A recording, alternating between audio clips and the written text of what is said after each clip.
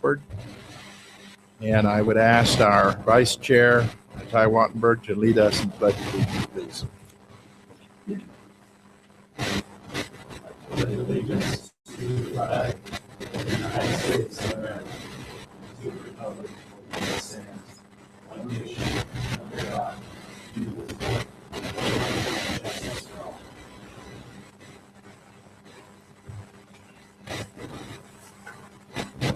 Thank you, Director Wattenberg. First, let me say good morning to everyone. I think the sound system is probably pretty good in here. This is a long room. I can barely see those of you hiding in the back. But, and they're like in church, you can come forward in the front pews. It won't hurt you any. So I'm working on the assumption you can hear us all right in the back of the room. And if not, let us know.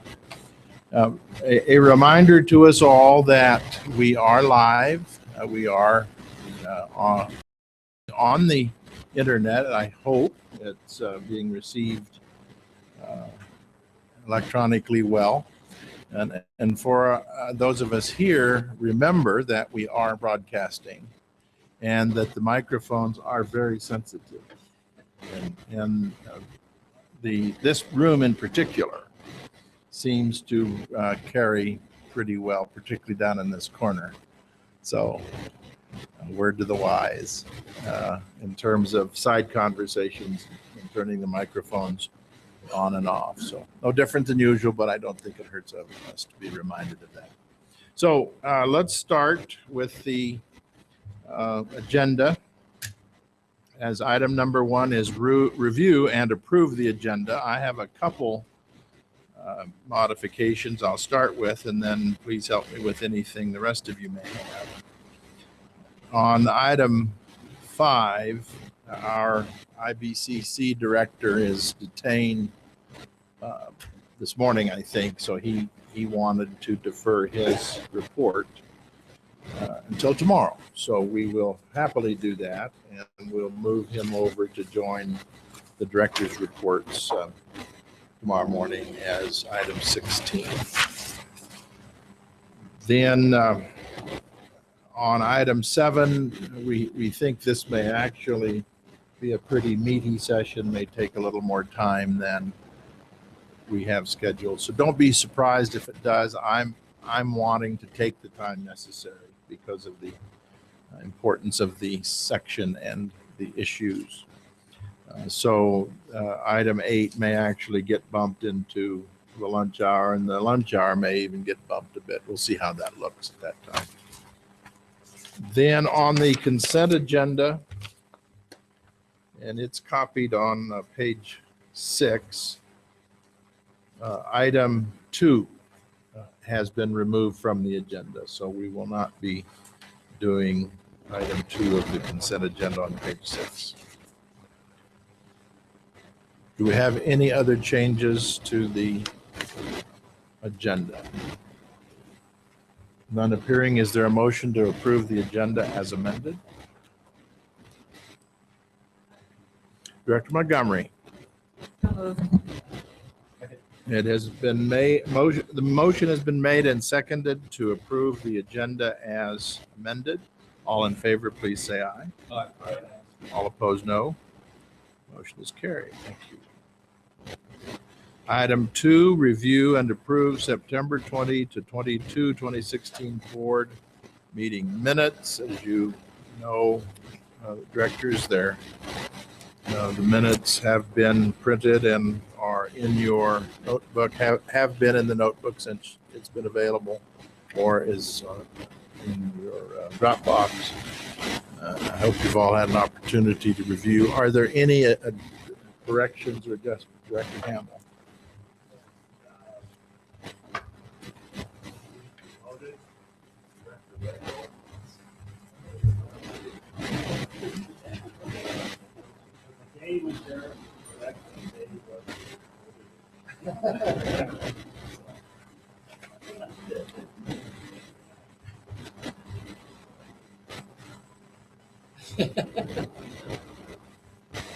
Okay, so that's, we'll just change interim. Take that out. That's in second paragraph, first page.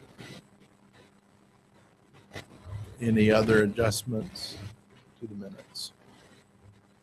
Is there a motion to approve the minutes as amended? Director Hamill. Second. Director Hamill moves and Director Wattenberg seconds to adopt the minutes of the September 20 through 22 board meeting as amended. Is there discussion? All in favor of the motion, please say aye. Aye. All opposed, no. Motion carries. Thank you.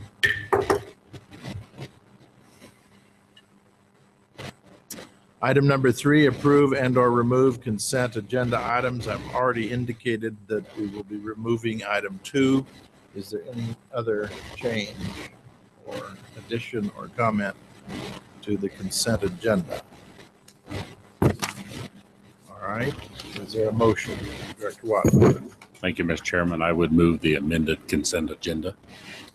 Director Wattenberg has moved. Director Gallagher has second to adopt the consent agenda for today's meeting as amended by omitting section 2. Is there discussion? None appearing. All in favor, please say aye. All opposed, no. Motion carries. The consent agenda is approved.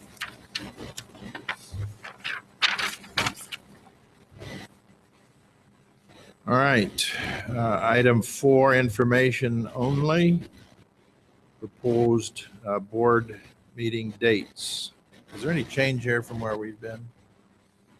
And the one change we've been watching is that we interchanged Southwest and North Platte. Is that right? Or South Platte? North Platte, South Platte. North Platte, South Platte. So presumably it will not be snowing in the South Platte Basin in March. And it will not be snowing in the North Platte Basin in September. That was the theory, right? We're hopeful. Yeah, and then how silly of us to predict Mother Nature.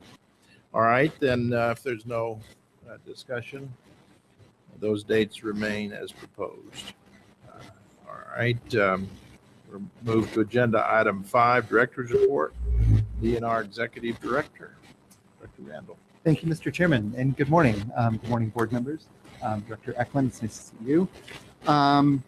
So, as is my style lately, I've been proposing to report on matters that don't necessarily concern the business that comes before the board. So I'm going to talk about some things we've got going on at different levels of government that affect Colorado and Colorado DNR, one at the local level and then a few at the federal level, and then a little bit about what we're doing at DNR.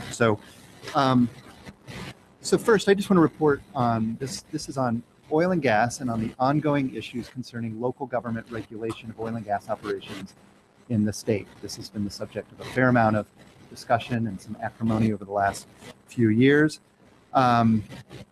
Yesterday, the Boulder County Board of County Commissioners heard public testimony on some proposed new oil and gas regulations that would apply to operations proposed in Boulder County.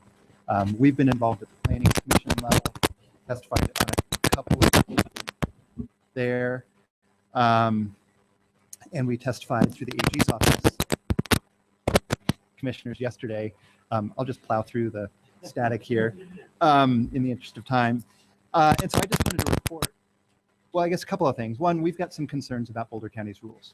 We think that they are a different approach than we've seen some local governments take, in that they are setting out, instead of setting out standards operators would need to meet to pursue development in Boulder County, they set out some things that they will consider on a case-by-case basis. So it's a new approach. Facially maybe okay in some ways, as applied could be challenging in their implementation. So I just wanted to report yesterday the Boulder County Commissioners were presented with some proposed new rules and a proposal from the Planning Commission to adopt a new moratorium of up to 5 years for new drilling permits in Boulder County. This would be on top of a moratorium that's been in place since February of 2012. As we read the law in the Supreme Court's decision last year, that is That's a moratorium, the length of which could encroach on the state's authority and could be preempted. Yesterday, the county commissioners elected to adopt a much shorter moratorium until the end of January of 2017, so that they can work through some issues. They will make a decision on Thursday as to what exactly that hearing date is going to be. We've provided comments in writing, I believe, and certainly verbally on what they're proposing to do. It's something that we'll continue to be engaged with and continue into January on that. So again, just kind of the latest. This is the latest interaction between the state and local governments as to oil and gas regulation. So that was at the local level. Now we'll go federal. There have been a number of announcements already this week on public lands and federal resources, and I just want to touch on each of those quickly. First, on Tuesday, so yesterday, the BLM issued final venting and flaring rules for oil and gas wells developing federal resources. These go to methane leak detection and repair using infrared cameras. They are largely modeled off of Colorado's rules that were developed and adopted by the Air Pollution Control Division and their commission in 2014. We're proud of our methane rules, and it was good to see BLM look to those for guidance. We think it reflects Colorado's leadership on this issue.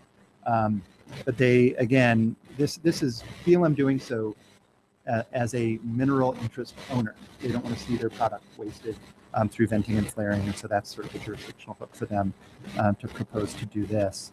So that was number one. Yesterday also, the Office of Surface Mining, actually this one was today, right, Laura? So the Interior Department's Office of Surface Mining released its final EIS to accompany a proposed stream protection rule that will apply to coal mining, federal coal around the country.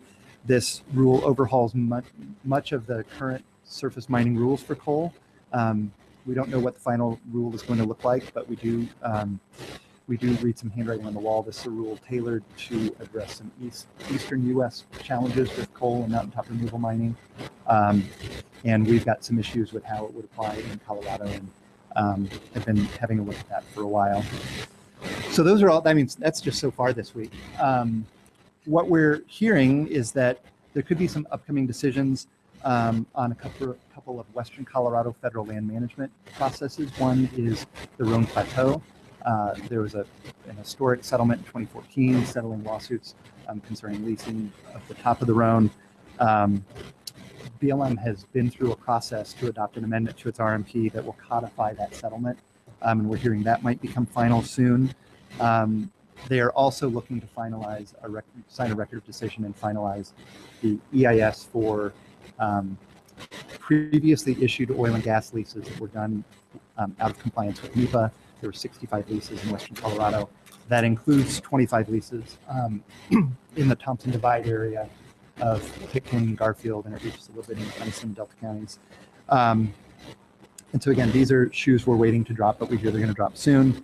And then finally, if that wasn't enough for this week, we are hearing that the U.S. Forest Service will finalize repromulgation of an exception to the Colorado roadless rule that we supported and requested, that would allow the construction of temporary roads in the North Fork of the Gunnison to facilitate or to not prohibit the continuation of coal mining in the North Fork. So again, lots going on the federal front. We kind of knew this was going to happen no matter the results of the election last week, but again, that's just what we see coming down the pike.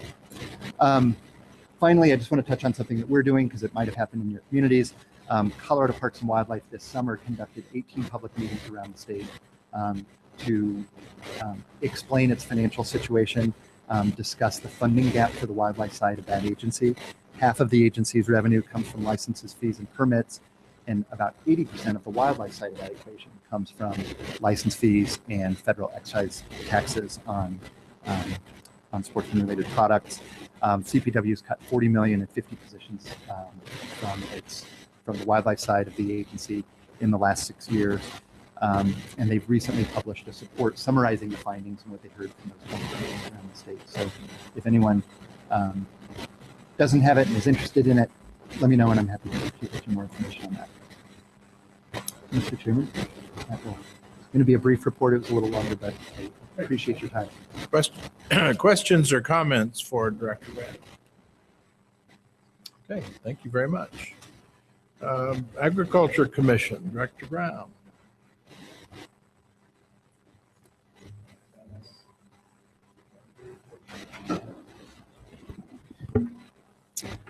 Well, thank you, Mr. Chair. Appreciate it very much. It's a pleasure to be here today, and I'll be unable to attend tomorrow. I've got Colorado Parks and Wildlife in Lamar.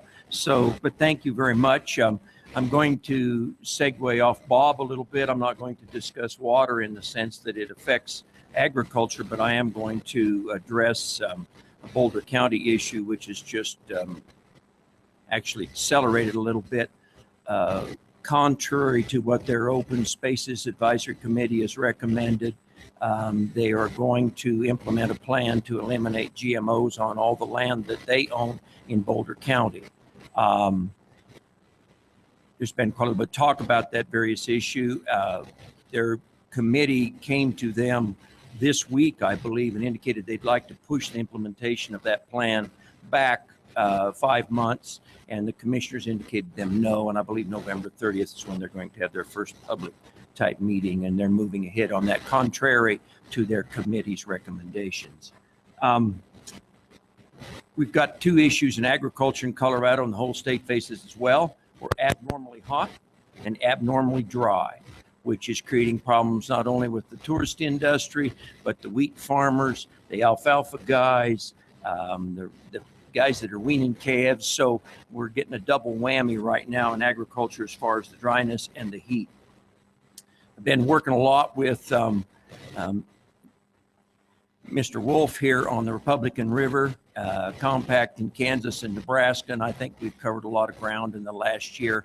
Hopefully we're reaching a point where we can move ahead here in Colorado. We've been pretty fortunate with two issues. The Farm Service Agency has responded well, increasing the CREP rental rate in that area, as well as recently they changed an appendix for us in 3 weeks to indicate, to make it clearer for our producers in that area they're going to get in the CREP program. Got some issues with the Trans-Pacific Partnership, which was going to be very positive for Colorado's farmers and ranchers, according to most folks, beef industry, in particular with the reduction of tariffs in Japan. We're going to go from 38 to 42 down to 9%. Appears as though that is water under the bridge. We'll see where that goes. Under the new administration, there's a lot of uneasiness concerning foreign trade. Having been a producer who went through what happened when the BSE issue happened and the cattle market went completely to pieces, and Carter's wheat embargo, these things are fragile, and the rest of the world has other places to shop now. So we're hoping that the trade agreements, as we work through them slowly, that we keep our business partners comfortable. Wheat right now has lost 60% of its value in the last 3 to 4 years. Beef has lost 40 to 50% of its value. So what we're seeing is a bunch of producers out there that are really hurting. That is probably going to speed up to a certain degree the buy and dry syndrome. Land values are starting to fall. What we're seeing in a lot of areas now is land that would have been snapped up is now setting out there. If it's being offered for sale, we're starting to see a little less auction interest. You know, they were using those auctions at the time because you just stimulate the market. Now they're afraid they're not going to get the type of bid they want. So we're seeing a real shift in agriculture attitudes and everything else. I'd like to close with one note. We have revised or changed our division out there. We have a Conservation Services division. Under my tenure, we've changed the focus of that division. We've hired a new individual to fill that position, and he's primarily federal land / federal issues on behalf of agriculture. Had a waiting list for people wanting to talk to him. We hired a guy out of New Mexico who speaks that NEPA, that foreign language of NEPA, RMC, and on and on and on. And he speaks it quite well, and so that's been very helpful. Forest Service has reached out to us, and they're already talking about wanting to do some MOUs and Section 8 processes And this is to us a watershed moment. So we're very satisfied with where we're going with that. Mr. Chair, I could talk all day and say nothing. So any questions? Director Montgomery. I'd like to go back to the first item you mentioned about Boulder County. I'm just intrigued. Are they owning that land where they're saying no GMO crops, or do they have the easement on it where there's private people growing? And then what kind of crops are we talking about? Well, it's my primary understanding that this is property that they own. There may be some conservation eased land. I would not be aware of it. But there's about 15 to 16,000 acres of tillable acres that they do own. And in fact, they are, the crops involved are primarily corn and sugar beets. And you cannot obtain non-GMO sugar beet seed. Our primary concern out the Department of Ag is that their own documentation shows that they will, if they eliminate GMOs, release more carbon and use more water. Flies in the face of what you read in the paper about climate change. I mean, it exactly is opposite of where theoretically we should. And one of our primary concerns out there as well is we're just taking a tool out of the toolbox. I think there's room for organic, conventional, and GMO, but taking a tool out of the toolbox isn't really fair to those producers. And that's mostly opinion, but strong opinions. Does that answer your question? Okay, thank you. Okay, thank you very much. CWCB Director, Director Eklund. Thank you, Mr. Chairman.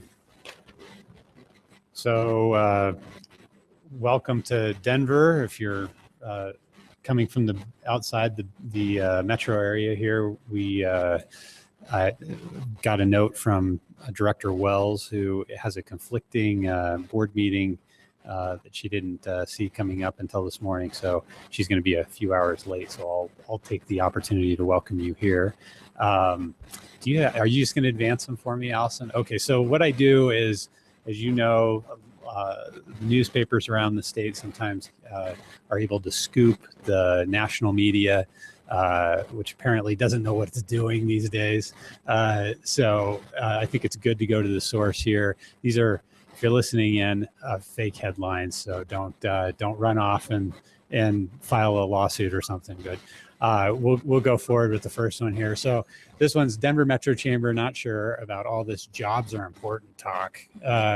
That's just a way for me to say that we're really appreciative of the Denver Metro Chamber and all that they do here in the Denver, the economic kind of beating heart of the state. But they really ask the right questions, bring in really talented people to engage with the business community here in downtown Denver and the Denver metro area as a whole. So I want to thank them and Allison for coordinating this meeting. This is great space. The mics work great.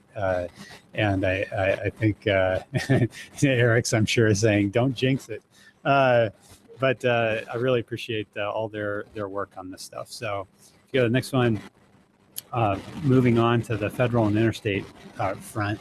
This one says, this one actually is from the Gunnison Country Times. And this one comes to me courtesy of Director McLeod, because so it reads, in silver lining, California officials believe post-election tiers could raise reservoir levels. That's something that we're all looking at. We're all connected in these systems, especially through the Colorado River Basin to California. And so when news like this develops, you want to get right on it. I think there's a little thing that pops up. There we go. Okay. Let's see. On the federal and interstate front, this has been a great package of work by Carly Brown and her team in that section on a number of matters. One's the treaty discussions with Mexico that are ongoing, and the discussions amongst the 7 basin states regarding contingency planning for Lake Powell and Lake Mead levels. As you'll remember, in the upper basin, we have 3 ways of addressing Lake Powell levels. One is releases from upstream reservoirs like Aspinall, Navajo, and Flaming Gorge. The next level of prong, I guess, is the ability to manage our demands, so reduce use and then have that water go to Lake Powell. And then the third one is weather modification and phreatophyte control or removal.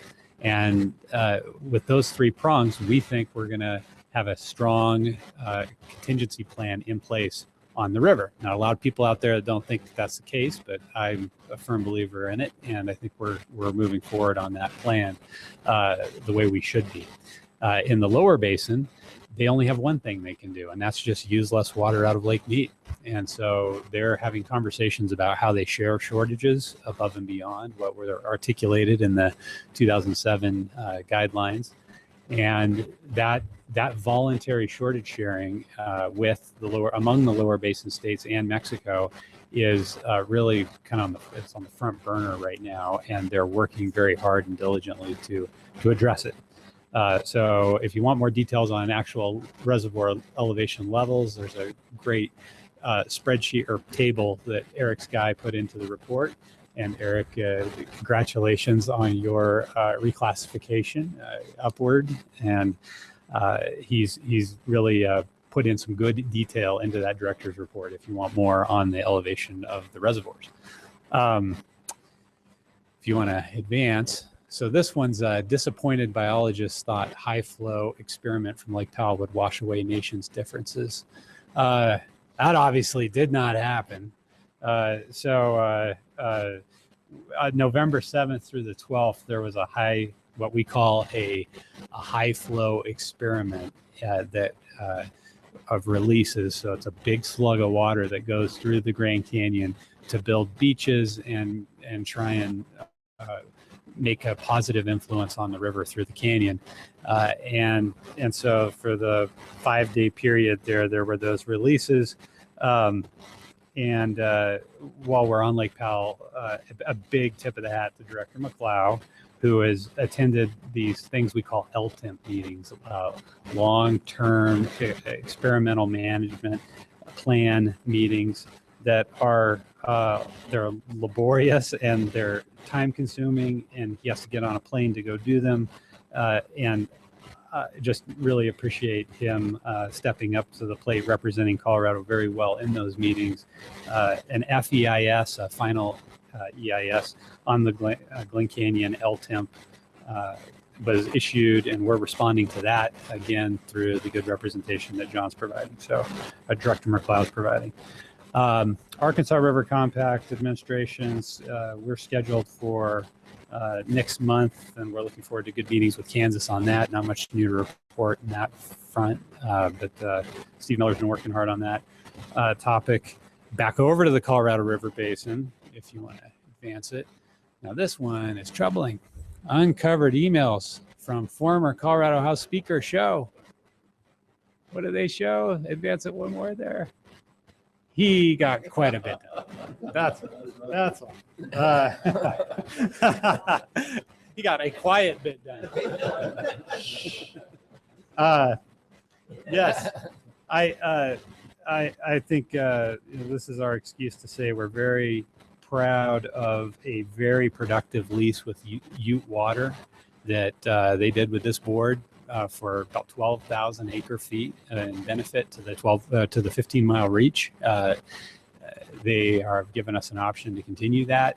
We're taking advantage of that. It's the kind of relationship that we've come to expect at this board with you and the folks in your basins, the water managers in your basins. They look to the state as a partner on things like this.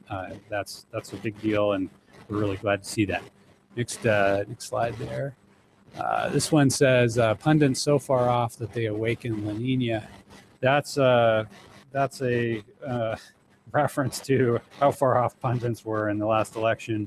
La Nina is here, 1.5%. Now, what is La Nina? That's at least a 0.5 degrees Celsius warming in the South Pacific for a sustained period of 3 months. So once you hit that 3-month time frame, then you are in La Nina, and that's where we are now. That usually means northern states get wetter, southern states get drier, and Colorado's right in the middle. So we don't know what we're going to see out of it. The uncertainty there continues. So we've got to go to Director George's almanac and make sure we're looking at that. But it'll be wetter or drier, and I think that's a good observation. There's 6%. I didn't put the map up there because it's too depressing. But if you look at the map of, and it's early, so another reason not to put a map up like the one I'm thinking of in my head. But statewide snowpack right now, percent of the median, we're at 6% right now statewide. So we've got a ways to go. We're hopefully going to be getting a system. This board meets and then things happen. So tomorrow, hopefully we'll be looking out the window at a different picture here than an 80-degree day. Last one I think I've got is Colorado's water plan turns 1 year old, but only 5 days old in water years. So that's just to say that we're at a historic. All of our meetings are historic. This one will, of course, mark the 1 year anniversary of Colorado's water plan. We'll be covering that right up here in a second, so I won't go on and on about that. But really appreciate the work of people at the Denver Metro Chamber, at the Basin Roundtable level, all the way up through the IBCC, all through the Colorado water community, reaching out to their friends and their neighbors to talk about water and this plan and implementing this plan. Implementation is, of course, the focus of what we're doing. And contrary to other things you might read in other papers, we are moving forward aggressively, and I don't think slowly at all, especially if you look at it in terms of water time. So we're excited to keep going on that, and we'll talk more about that in a second. I think this is actually the last one. This one's upon hearing about limited funding for infrastructure, Bernie Sanders vows to build the damn stuff myself. This is a easy way for me to say that we've got funding challenges on infrastructure and water and water infrastructure in particular in this state and in this nation. And we're going to talk about that with Kirk Russell here in a bit, but to this board, to the Colorado water community, for having the conversation that we've been having over the last several months about how to fund all of this stuff and how we make best use of the money that we have. The 3 to 5 year funding plan that we put together is Exhibit A on that. And as things start to get squeezed at the state level, the state fisc tightens, it's really important that we've been doing this work. So it's not been for there's been some brain damage in it, and I get that, but it's going to be worth it in the end. So with that, I think that is, that's not all I have. Corey Elliott is a new addition to our staff. Corey, waves to the people, Coloradan. He's joining Kevin Hauk and the efforts over there in the flood watershed protection section, and we are excited to have you. So welcome. The other new face you'll see if you come to our offices is a guy named Andrew Rickert, who is a Colorado native also, and is excited. Oh, is Andrew here? Andrew, I'm glad you're here. Thank you. He's the face of the CWCB. Bob Randall liked that face so much that he said, let's share him. So we've got some dual coverage there at the front desk, and welcome, Andrew, and look forward to working with you. That's it. I think that's all I have. If there are any questions, Mr. Speaker. Anything for Director Eklund? Okay, thank you, I think. Next is State Engineer, Director Wolf. Well, good morning, everyone. Go ahead. It's always tough following Dr. Eklund on those kind of news stories. So, but I'll do my best. And I apologize that I've missed the last couple of meetings. It seems like my life the last several months has been in negotiations and settlement discussions, and requires a lot of travel. And Commissioner Brown knows that certainly. And I certainly want to thank Commissioner Brown for all his efforts. He's been helping us out in the Republican River Basin, particularly with CREP. He's been vital in terms of those negotiations, particularly with our federal representatives, and so I do appreciate that. And thank you very much. I wanted to start out talk a little bit about.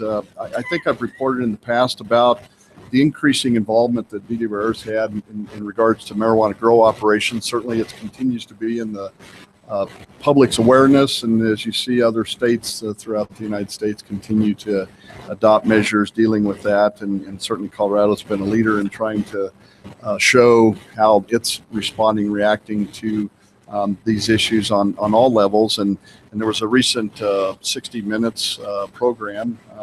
Many of you got to see that here in the last couple of weeks on the gray market in Colorado. And I just wanted to talk a little bit about where our efforts are in that. And I wanted to thank Director Randall for his efforts. And we've been working for quite some time to try to get our voice heard, I guess, if you will, in this at the higher level within the governor's office. And they've had an ongoing marijuana coordination committee that meets every couple of weeks.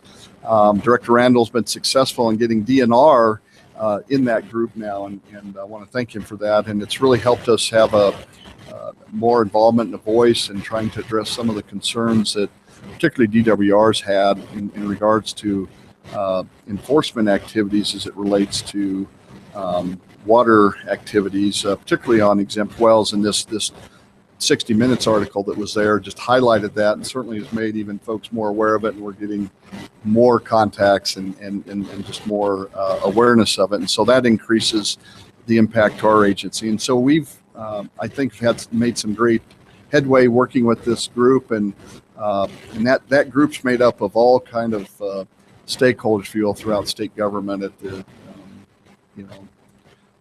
and within the legal aspect side of it, the marijuana enforcement division, certainly, and how they deal with the legal activities, but also just an awareness of what's happening on the illegal side, which the marijuana enforcement division doesn't deal with directly, but they certainly recognize the impact it's had on state agencies.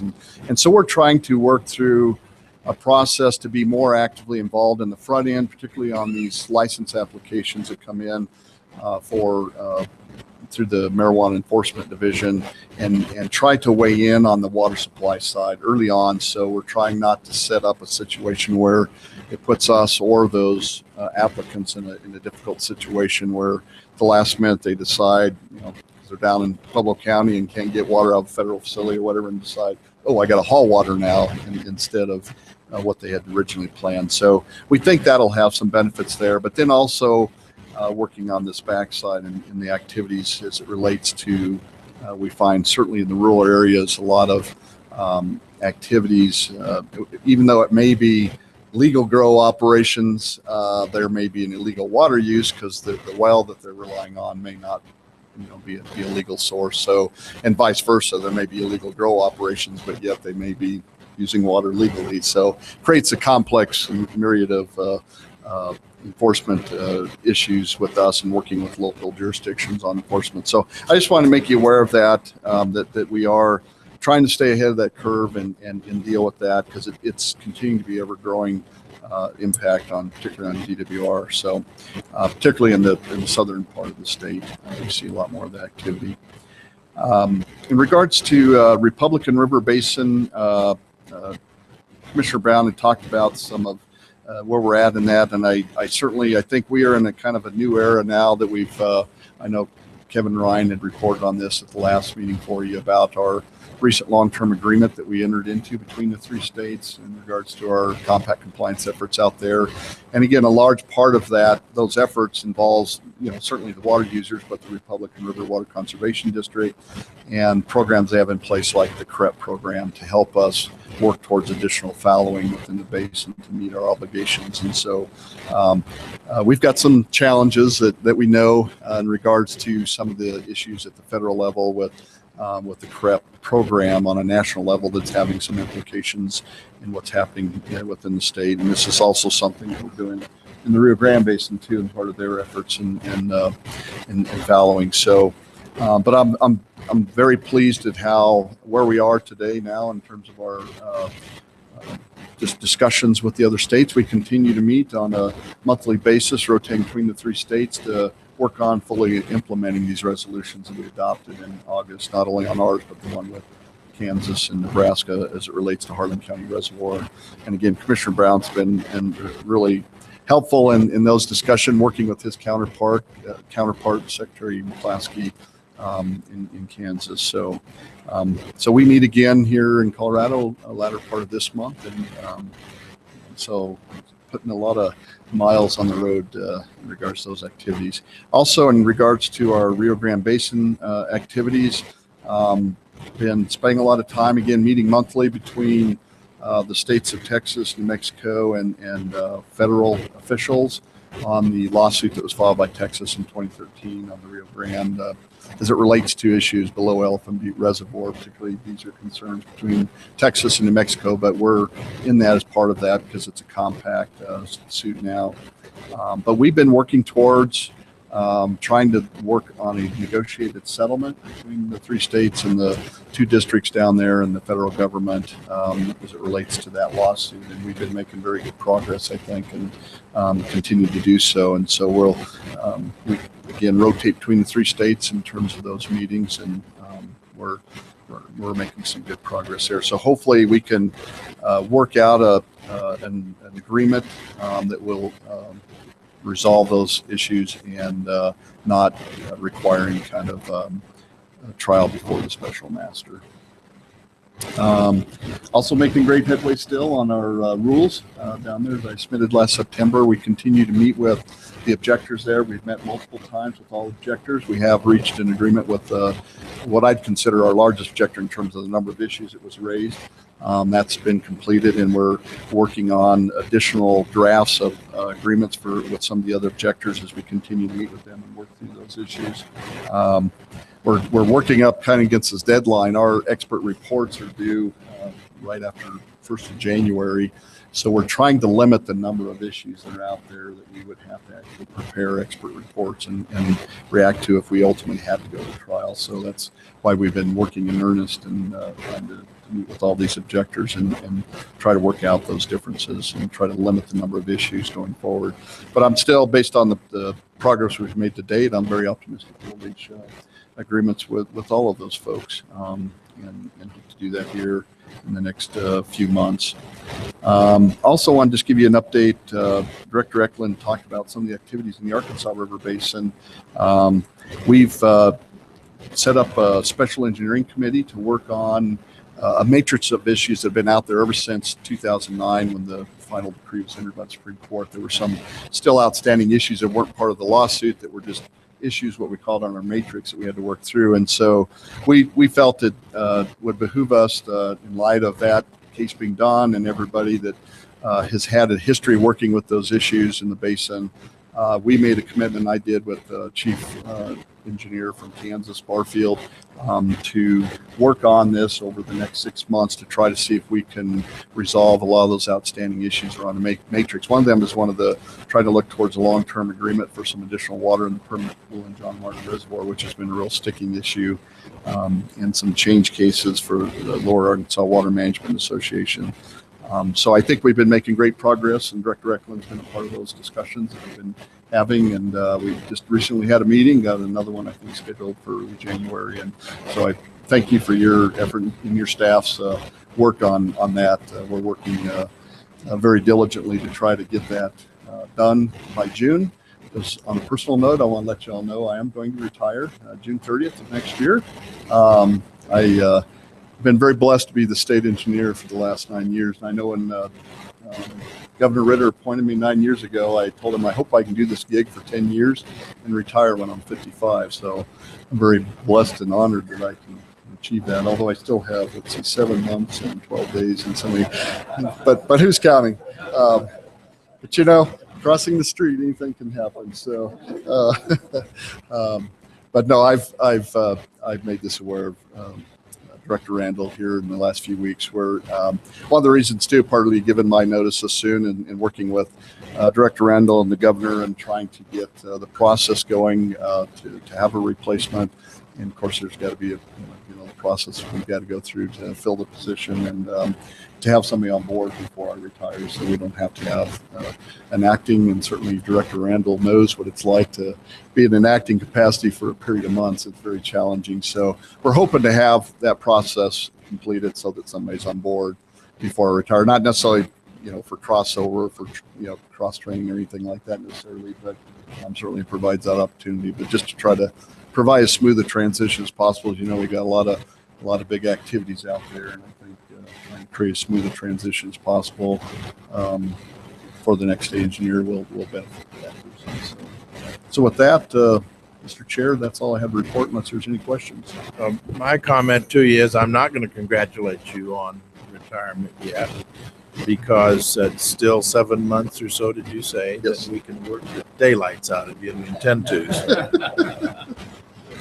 I just wanted to give enough notice because I wanted to beat Mike Broad to the punch of, before he retired. So, because we're both the same age. So we've always had this joke, who was going to retire first. So, Well, I appreciate the notice, because it does take some planning to keep the organization at its peak as it is. So, anything else? Okay, thank you. Next is Division of Parks and Wildlife. Jay is going to present the report. Thank you, Jay.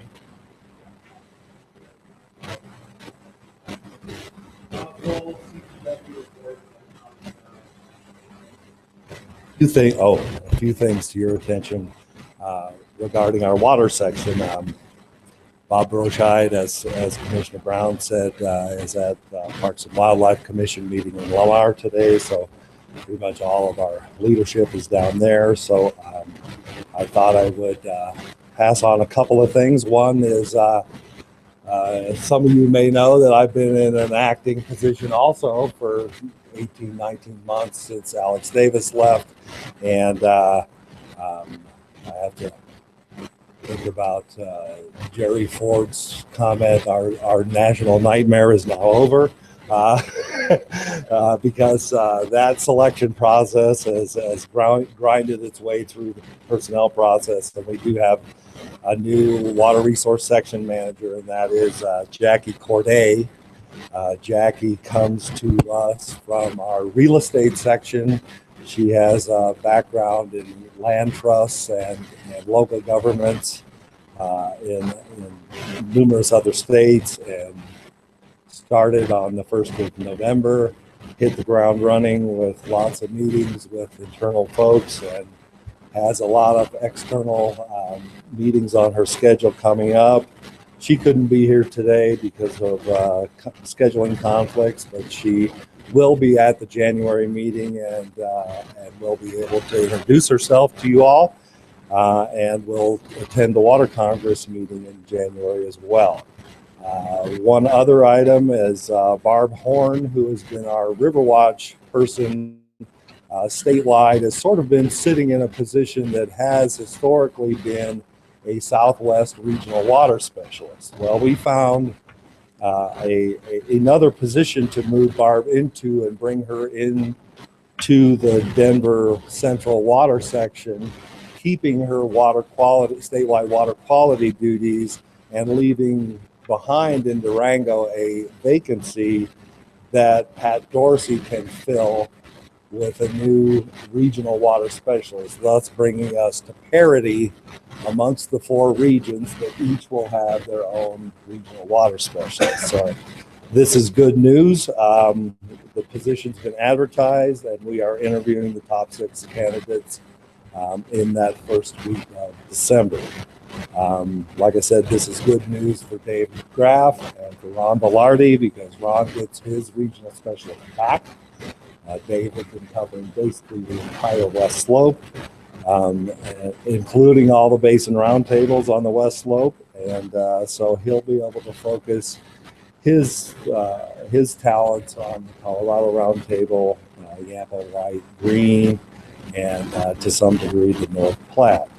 And for Director McLeod, Montgomery, and Smith, help is on the way. So Pat joins you in that joyful cry. that she now will have help to deal with water issues in the Southwest region, which includes those 3 basins as well. So you'll be able to meet Jackie in January, and that concludes my report. If you have any questions, I'm here. Anything for Jay, Director Smith? Thank you, Mr. Chairman. And Jay, thanks for the great job you've done as an intern. I will speak tomorrow to the Caneas Winter Flow Program, but my thanks to the Director, Broscheid, and Pat Dorsey on CPW's contribution to making this program work. It's something that we only dreamed about a few years ago. So I know you had a hand in it. So please give that message to Director Broscheid. I will relay. Thank you. Okay, thanks, Jay. Water Resource and Power Development Authority. Mark Rode is with us today. Good morning and thank you. For the record, I am Mike Rode, the Executive Director of the Colorado Water Resources and Power Development Authority. Thank you, Mr. Chair, members of the board, Director Randall, Director Eklund. Appreciate the opportunity to be here. I know I'm not always here, so I do enjoy coming to talk to you all. Just a quick report, and you know, it wouldn't be a report for me if it didn't have some numbers in it.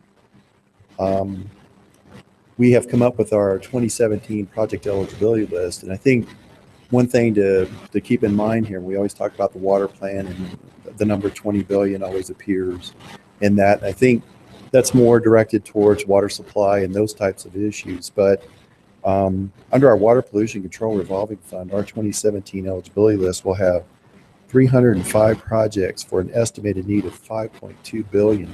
So add that to the water plan total.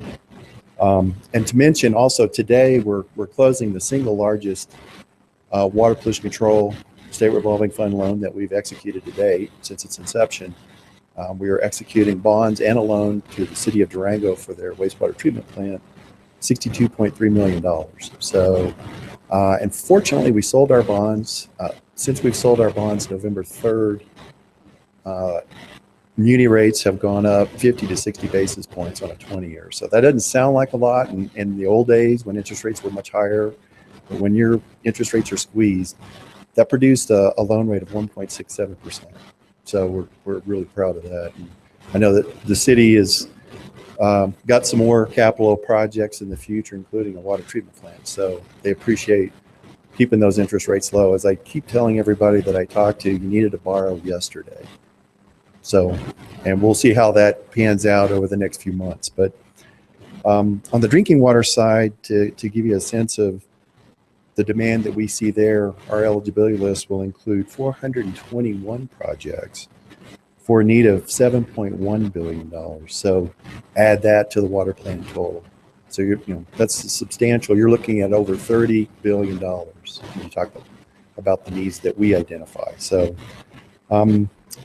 we've got some loans working. We're still working with Copper Mountain. They had to work out their issues with their wells being groundwater under the direct influence of surface water. So we're still working through that. That's been delayed a bit. So one thing I do want to mention that we continue to constantly work with the CWCB staff and other water community leaders on promoting and implementing the water plan. And I continue to talk to Kirk Russell. Kirk always seems to find me on my vacation days. He's got my cell phone number. So I think the last 2 times we've talked, you've caught me on vacation. Is that right? That's okay. That's okay. And we're working quite a bit with our friends at Northern Water on Windy Gap firming project. That's moving along, and I think it's starting to solidify. I know you guys have looked at and will be looking at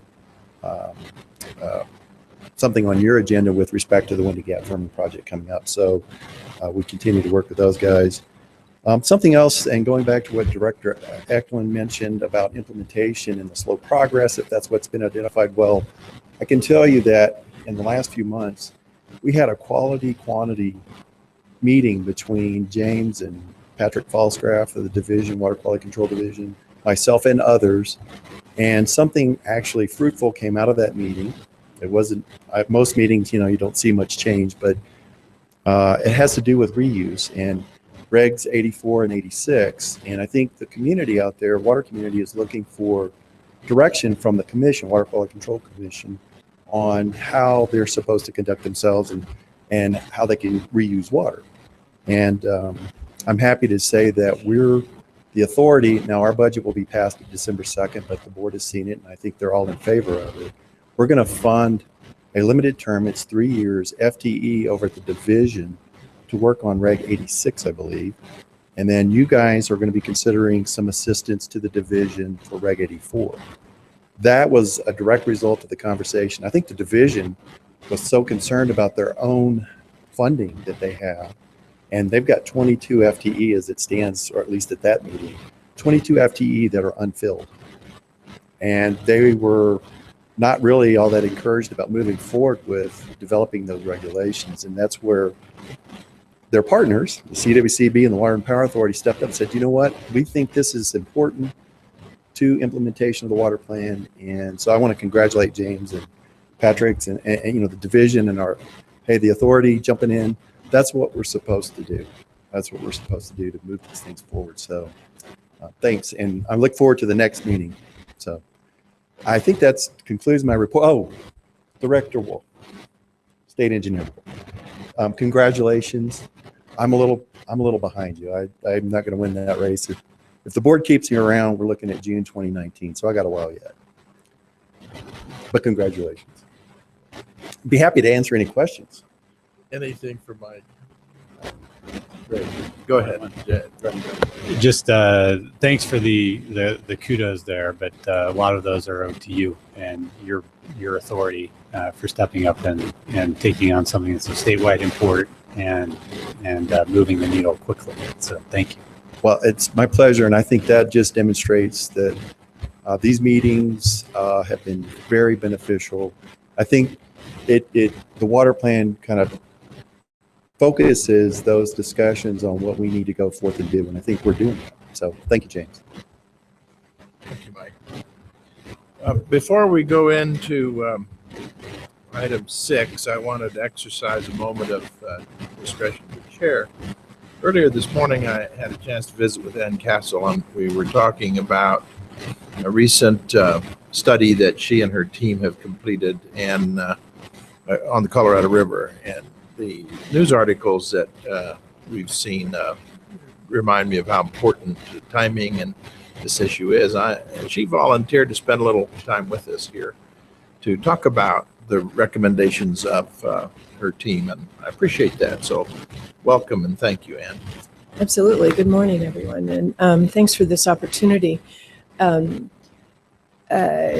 As Director George said, I'm with the Getches Wilkinson Center at the University of Colorado, and we recently put together a project to gather input from leaders in the 7 Colorado River Basin states and convey that input and recommendations to what was then 2 transition teams. The theory being that it takes a new administration a while to get up to speed and bring their leadership in place, but that we have very urgent issues and deadlines coming on Colorado River activities. And we wanted to emphasize that the new administration needs to get up to speed quickly and get engaged. And so we gathered input from over 65 water leaders within the basin, including Director Eklund, Dick Wolf, and their counterparts in the other 6 basin states. And we found an extraordinary degree of consensus about what the high priority issues are that we should emphasize to the next administration that needed to be attended to immediately. We issued a report toward the end of October. It was transmitted to the 2 transition teams, and we're trying to follow up to lend additional emphasis to the major message. We identified 5 priorities, 2 of which we said these are urgent. You need to pay attention to these in the first few days. And those are the ongoing negotiations between the U.S. and Mexico that Director Eklund mentioned already. It's called Minute 32X. Don't know exactly what the number is, but it's the follow-on, the renewal and expansion to the existing Minute 319 between the two countries. And part of what we were emphasizing there is, number one, this is a unique international negotiation in that usually the State Department negotiates with its counterpart in the other country, the foreign ministry or whatever. And those are the two parties at the table. But this negotiation is different because of the involvement of the 7 Colorado River Basin states and, in the past minute, environmental NGOs who were key to the deal that was struck. And so we wanted to say, hey, new administration, this is a different kind of negotiation, and you need to be cognizant of that, because that was a learning curve that took place 5 years ago when Minute 319 was being put together, and we're trying to give them the advantage of that. We also wanted to say, in connection with those negotiations with Mexico, that these are too important to let other unrelated issues derail them. And so let's keep talking to Mexico, let's seal that deal, regardless of what happens with respect to immigration or other things. So that was number one. Number two is the Lower Basin State Drought Contingency Planning, which again, as Director Eklund said, is negotiations among Arizona, California, and Nevada about how to reduce their take from the Colorado River and stabilize what has been called the structural deficit, the imbalance between supply and demand in the lower basin. So those two things were top of the list. In addition to those, we said help facilitate the upper basin planning and come to conclusion among the 4 upper basin states about that 3-pronged approach that Director Eklund mentioned. Finish up the tribal water settlements. There are several that are still outstanding. And again, in order to manage a system, you need to know what all the water rights are. And so we need to quantify those settlements. And finally, let's work toward better coordination between the Department of the Interior and USDA on their various grant programs like Water Smart in Interior and CREP and EQIP and the Regional Conservation Partnership Program in USDA, so that we get better leverage, better bang for the buck. So I just want to emphasize that this report wasn't suggesting a greater level of federal involvement, but to continue the facilitation role that has been played by the feds and try to get them up to speed as soon as possible. We've gotten a lot of good reporting, I think, on that report, a lot more attention than I had anticipated, but that helps us make the point to the new leadership that this is something that that is important to the whole southwestern economy and the 35 million people who get their water from the Colorado River. Great, thank you. Questions or comments for Ann? Okay, thanks so much for that report. I appreciate it. Thank you. Item 6, Colorado's water plan update. Becky Mitchell. Thank you. For the record, this is agenda item number 6, Colorado's water plan implementation update. Rebecca Mitchell, CWCB staff. 1 year ago, the board voted to approve Colorado's water plan and deliver the plan to Governor Hickenlooper with a 10-0 vote. To get to that moment, it took 30 months of drafting, 8 basin implementation plans, 3 draft water plans, 30,000 public comments, and many years of discussion, some would say decades.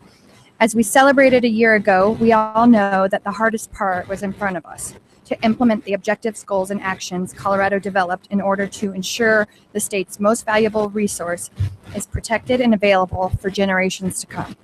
Coloradans and the CWCB have been hard at work doing just that this past year. and they will continue to do so for many years to come to ensure our state finds solutions and strategies that balance our diverse water needs and move the state forward together.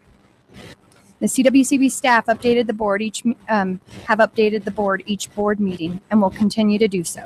You have in front of you, I'm hoping you have it in front of you, the newest CWCB fact sheet on the implementation update, which will be updated each board meeting and displayed on Colorado's Water Plan website.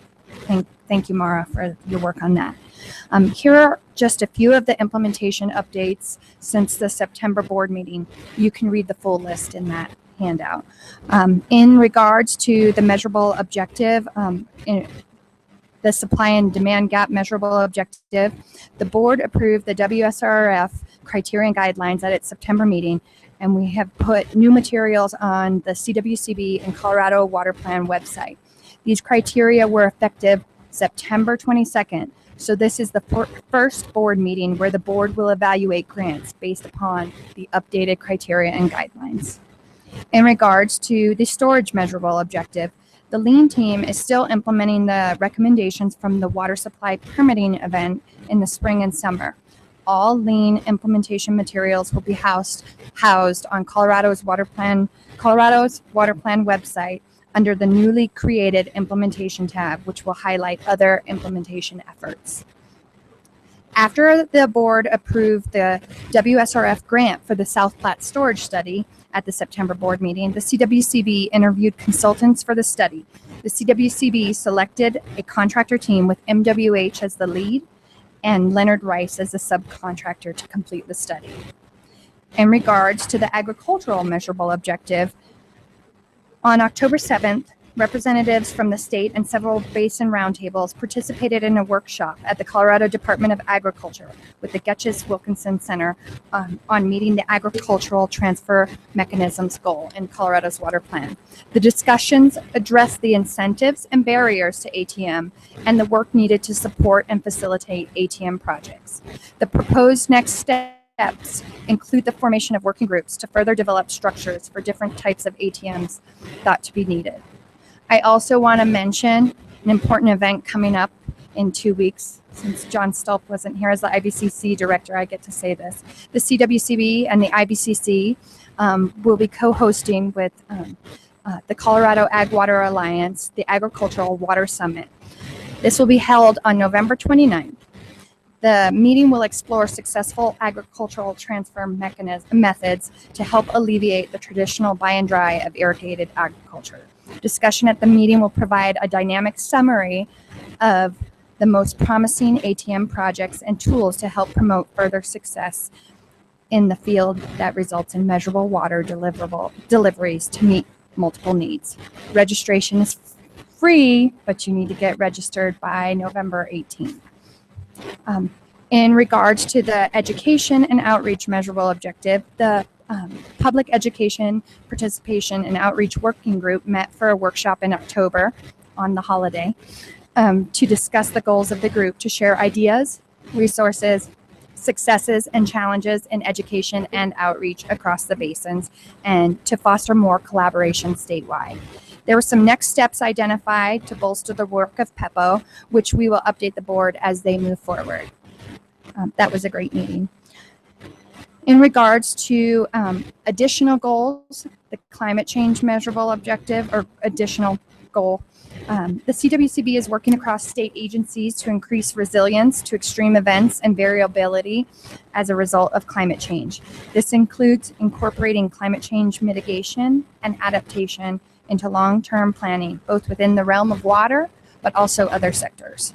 Two specific examples include the CWCB working with CDOT to look how climate change can be integrated into long-term planning, which involved a full-day workshop as well as a joint presentation to the Transportation Environmental Resource Council.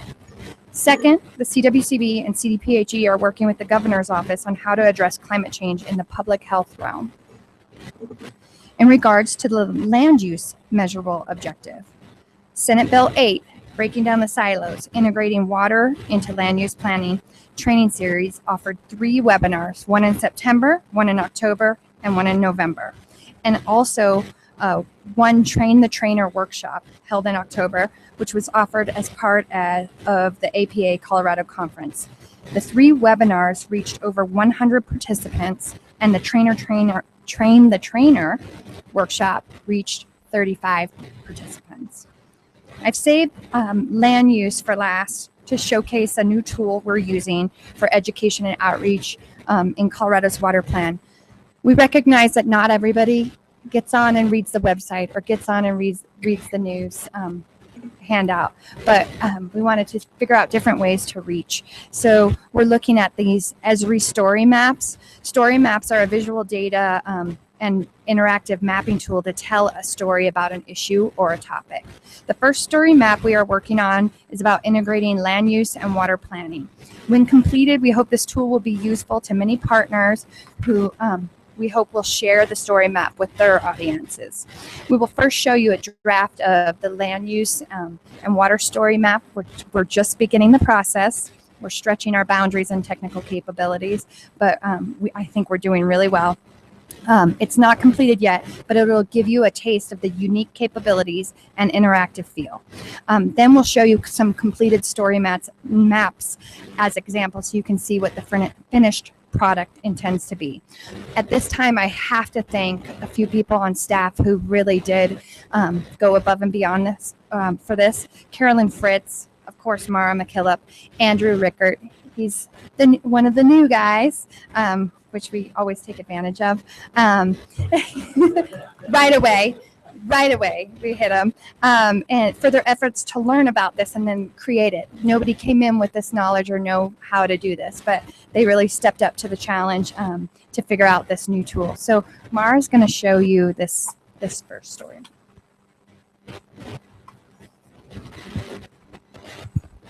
I have to sit down to show you, so I'll try to make this work.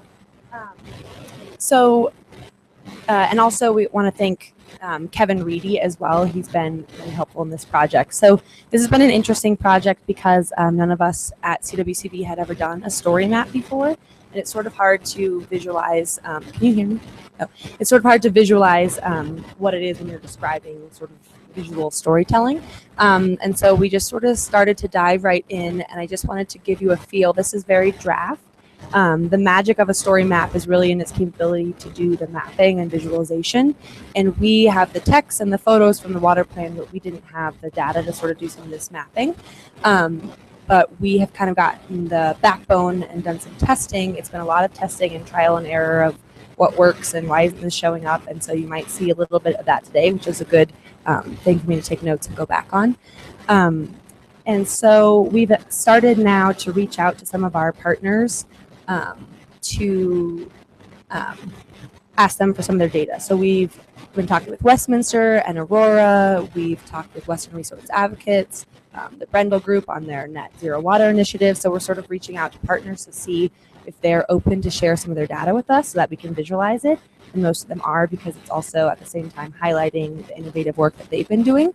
So I'll just take you through. This is the structure of the story map, and we built a whole different story map, and then as we showed it to partners, we realized it wasn't very functional for our target audiences. We want this to be able to be used by people who know nothing about water, and also people who are experts on the Colorado Water Plan but maybe don't know a lot about what's happening with land use and water.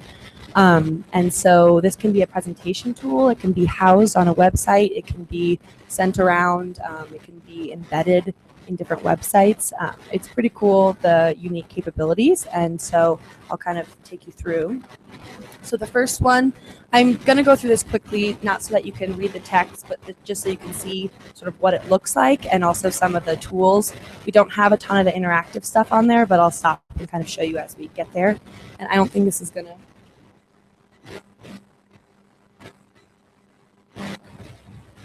So I'll... I'm just gonna, I don't have records, but so with story maps, you're able to use pictures, text, and maps. And so I'll scroll through. Thank you. So you can sort of see that there is a mix of text and photos. And this is a really cool map that's not quite showing up exactly right on here, which is one of those little test items. But what it shows is you can swipe back and forth to see the volume of water versus the population of people. And so this shows there's a statistic above, that talks about 80% of the water on the western slope and then the rest of the people on the eastern slope. And so this is a way that people can kind of visualize what that looks like. So there's a lot of capabilities to do this swiping tool where you can either take like a historical photo and put this current map on top of it, and so people can swipe and see where developments occurred. And so we've tried to break it up into tabs so that if you know a lot about water in Colorado, you can sort of skip this first tab and go maybe to the Colorado's Water Plan tab. You can embed videos. So this is the Colorado Water Plan video. And you can just click it right there and hopefully it will start to play. I don't know if audio is probably not hooked up, but so this is a really interesting tool because you don't have to go to other websites. It's all embedded inside this story map. Kind of goes through the values. So you can really do a lot with pictures, which is awesome. And then you can move on to land use of water.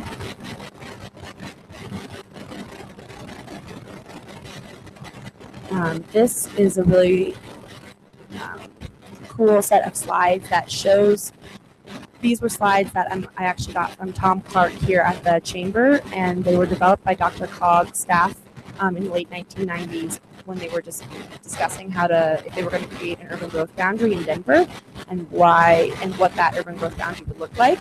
So as you can kind of scroll through, you can read a story and also see the growth in population and the spread of sort of metro areas and suburban areas as it takes you through time.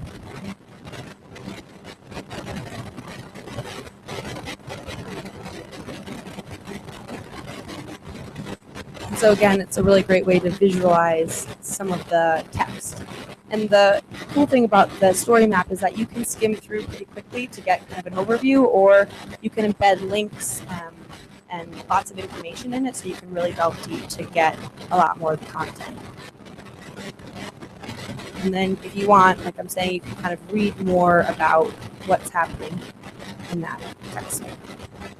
And then this is really interesting too. The Colorado Foundation for Water Education did a great headwaters about the nexus of land use and water. And so you can embed that headwaters here and then actually read it in the story map. And I'll go to, we plan to have, so there's a lot of projects and initiatives happening right now. And so this was the Lula trainings. And so we gathered all the communities that participated in the 2013 and 2015 Lula trainings and plotted them on a map, which you can zoom into. And then we haven't gotten there yet, but eventually you'll be able to click on the community and we'll tell you a little bit about what they're doing in their community. And then we'll have a whole case studies section, and this is just kind of a placeholder to show some of what you can do, but you can put communities on a map and then sort of click on what they're doing, and the screen is not the right size, but you would be able to sort of read about what's happening in that community and delve a little deeper.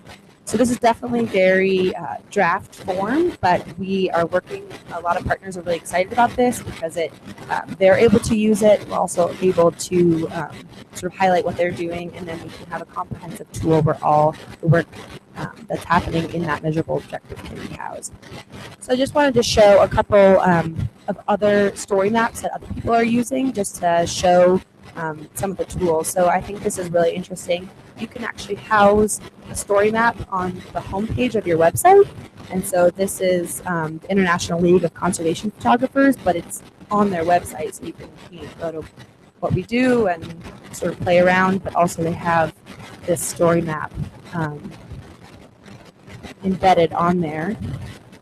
So we could put our story maps on the CWCB website or the Colorado's Water Plan website. It takes a little bit to load, but you can kind of scroll through there.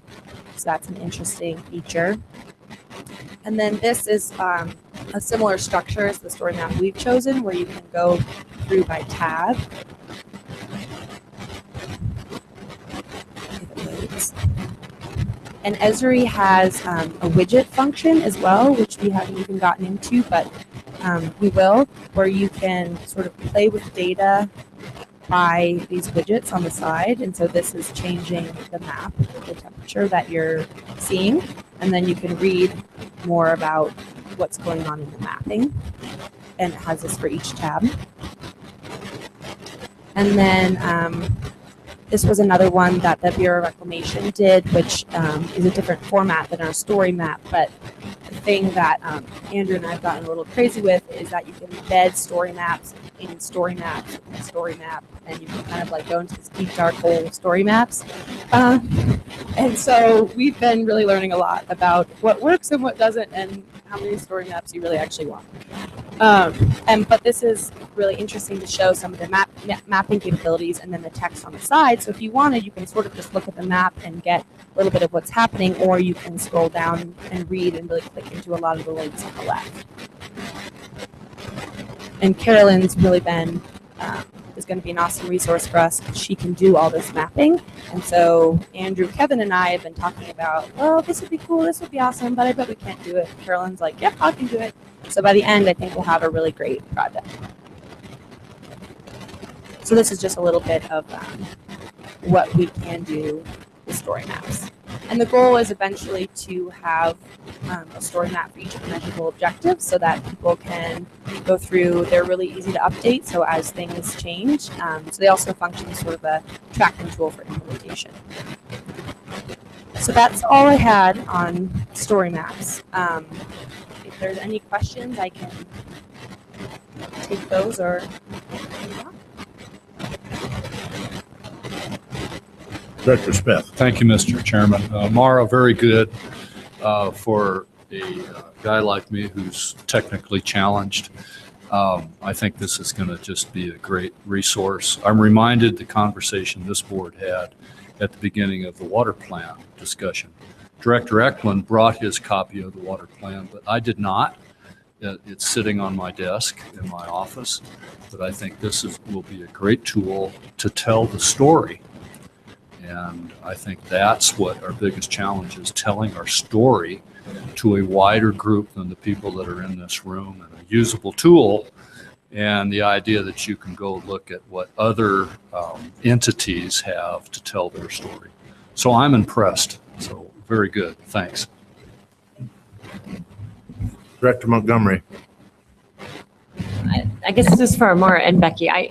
This is great. Thank you. But I'm just wondering, I'm looking at this back sheet and these measurable objectives that we just keep going back to. And it seems like it would be wonderful to see progress on those specifically and a baseline. And I'm just wondering, is there any effort to, what's the baseline now? And then if we can show the progress towards 2030 when we're hoping to get to them. I'm going to go ahead and let Director Eklund take that. He's doing a lot of work and has helped us on the visualization of that specifically. So I think we'll be able to do some bar graph type of thing, or a fill the fund thermometer. So go ahead. Yeah, absolutely. So it's really important that people be able to kind of keep score at home, to your point. And we have a couple of tools to be able to do that. One is through the story mapping effort, being able to incorporate, as Mara said, a gross, readily updatable in real time measurement, whether it's a temperature or a bar graph or some sort of arrow that conveys that. The second thing that is we're working with Director Randall and the governor's office on maybe even displaying some of this information on the governor's website. That's we're still figuring that out, and the discussions are ongoing on that. But with these measurable objectives, to your point, Director Montgomery, I think we will have these on the story map function and then on our website, readily available for people as we go forward here. I guess the one thing that I've never seen is the current baseline. I know what we're trying to achieve, but I don't know what our baseline is. So I don't know if that's possible to get, but it seems like we Yeah. need that. yeah, you need they're X to Y statements, right? So you've got here's where we are today, X, Y is where we need to be, and each of those is packed into one of these circles on the back of the fact sheet. But just pick one, agriculture. 50,000 acre feet of ag water using alternatives to buy and dry by 2030. That is, so where we are today is about 2,500 acre feet of water is in alternatives to buy and dry. And if we need to get to 50,000 by 2030, we've got a long way to go. But that's kind of the X to Y statement I think you're after. And then we can measure progress as we move forward through 2020, through 25 to see if we're coming in shallow or we're coming in over the target. And I don't know what a widget is, but I've been informed that there is one for that exactly in the story map. Or function in the story map. See if we can do something like that. So we'll begin work on that. Thank you for your input. Do we have any other questions? Dr. Gallagher. Thank you. I wanted to echo Director Smith's compliments. People learn in different ways, and we've been in the weeds here for many, many years and 30 months with the plan, development of the plan. I didn't bring my copy today because I had other heavy things to load here, but I usually do. I know that Director George and Director Eklund usually bring theirs, so I knew I had a reference. But again, making this accessible is so important to getting that word out and making it interactive, and the graphics are so important for delivering the message. And so thank you for your effort to put it in this accessible form. Thank you for that, Director Gallagher. When we first started this process, I thought, oh, we're going to be doing something new and innovative. And as I talked to people about what we're doing, and I said story maps, they're like, oh, we know what that is. Usually it was hip and cool people. But people do learn in different ways. And so we're trying to attract all audiences, not just one type. Any other questions before I move on? All right.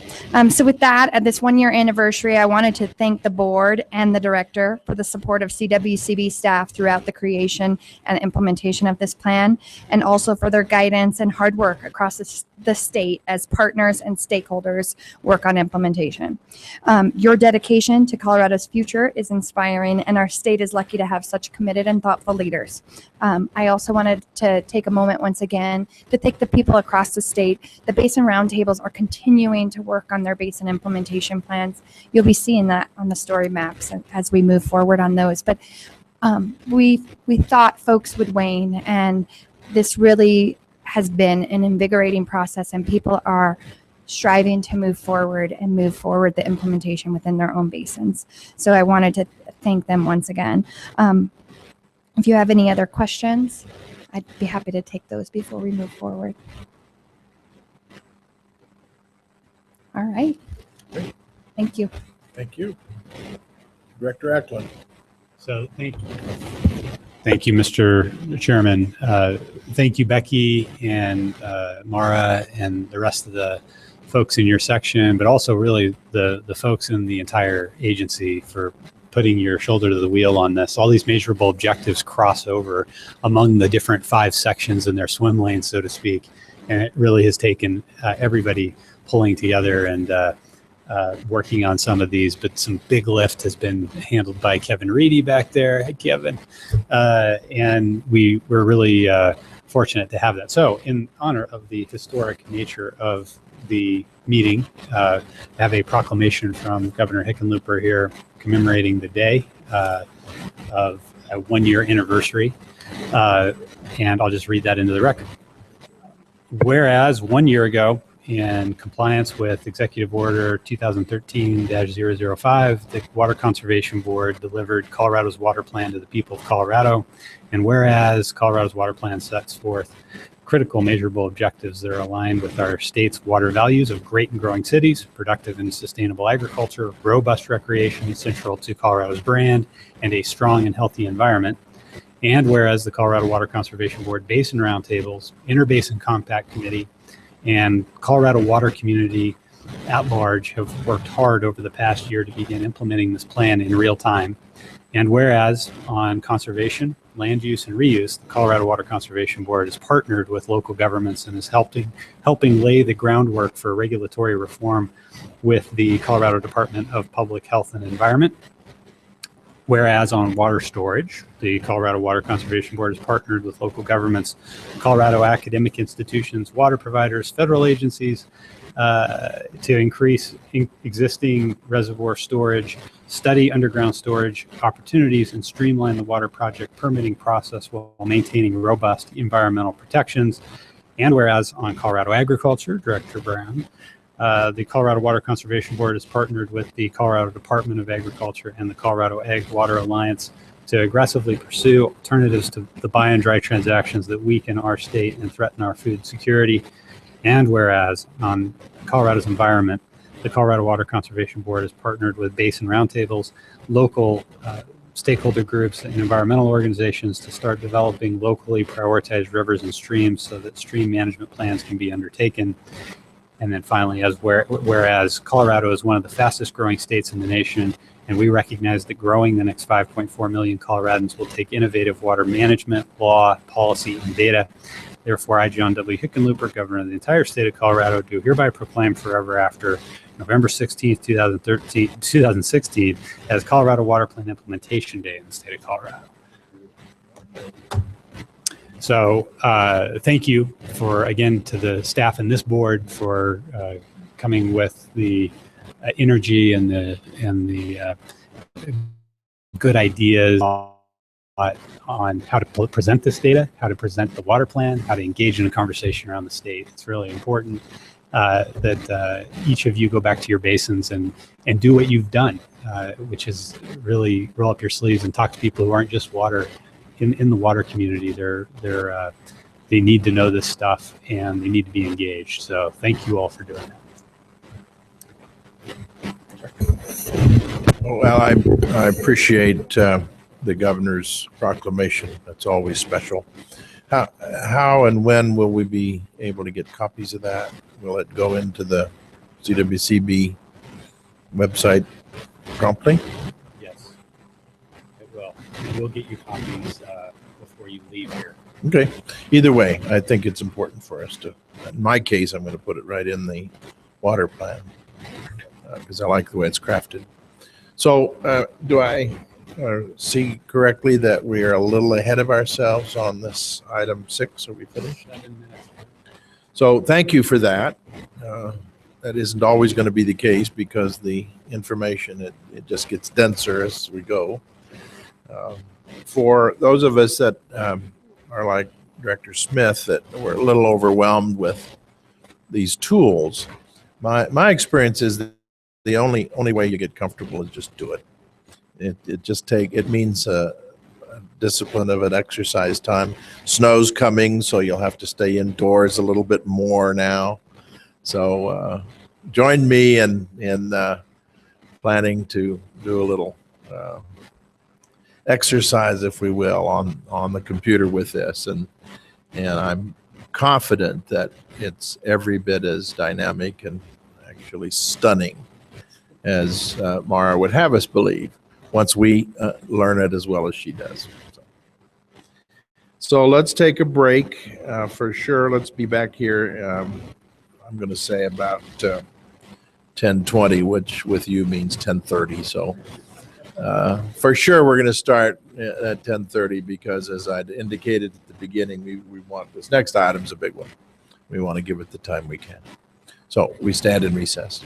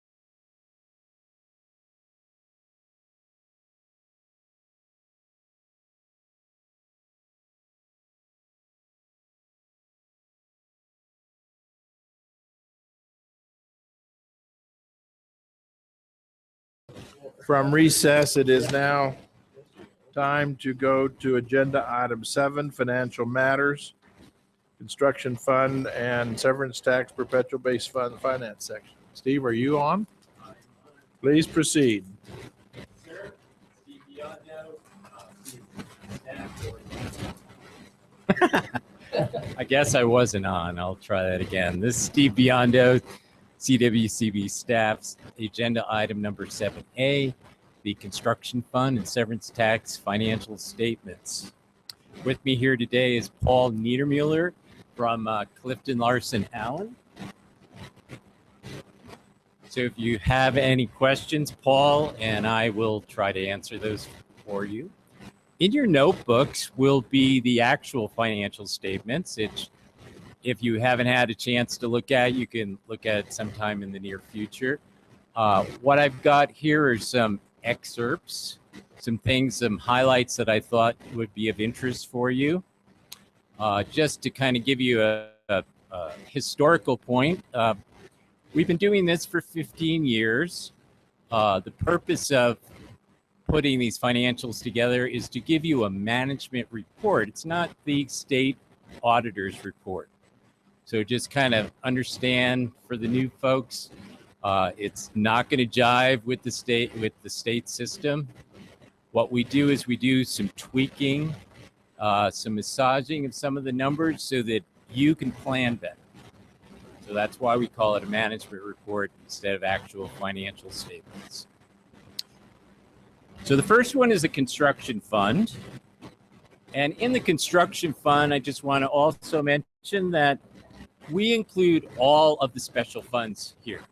So these numbers do include the litigation fund, the flood and drought response fund, and all of the other funds. So they're taken as one package. So the first thing we have here for the construction fund is revenue. As you can see, federal mineral lease revenue has gone down from 14 million to 9. Our interest is pretty stable. Our loan service fees is about the only thing that jumped up. That is because we had a lot of completed projects, which is what we're here for the water plan. 3 of the biggest projects that we had were Roxborough, Tri-County, and Penrose, which accounted for about half of the service fees that we have. The construction fund also received a transfer of $29 million. And if you recall, that was a portion of the Chatfield reallocation project. So this was the last installment for that. And in the previous year, we had $30 million, which came from the general fund. And the year before that was also for the Chatfield project. In other revenue, in the past, we used to try to purify this number so that it was just strictly construction fund. There's been a lot of activity with special bills and money moving around and all this kind of things going on. So it's becoming a little more complicated. So we have decided to go ahead and include all of our revenues except for federal. That's about the easiest to extract out of our data. As you can see, in 2014, the $200,000 was primarily for the weather modification program. That was donations that were contributed for that project. And now, as we go into the future, we have other projects that are receiving more money. As you're probably aware, watershed is a big one. The FEMA matching, which is the FEMA mapping, the LIDAR mapping is another big one that we have here. We also have phreatophyte or tamarisk, which is also included in there. And these monies include donations. We're actually even getting money from other agencies. CGS and OIT have contributed to LIDAR. We have severance tax tier 1 and tier 2, which are included in these revenues as well. So anyways, that gives you kind of a little bit of overview. Our total revenue for the year is $54 million. It's down from last year and a lot further down from the previous year, but we're doing well. Our expenses Pretty well stable. Operations should go up because, costs do go up. So we're up to $6 million. All of the other agencies have kept pretty stable. The Attorney General's office, I like to always point out that that's our day-to-day activity. That is not the litigation program.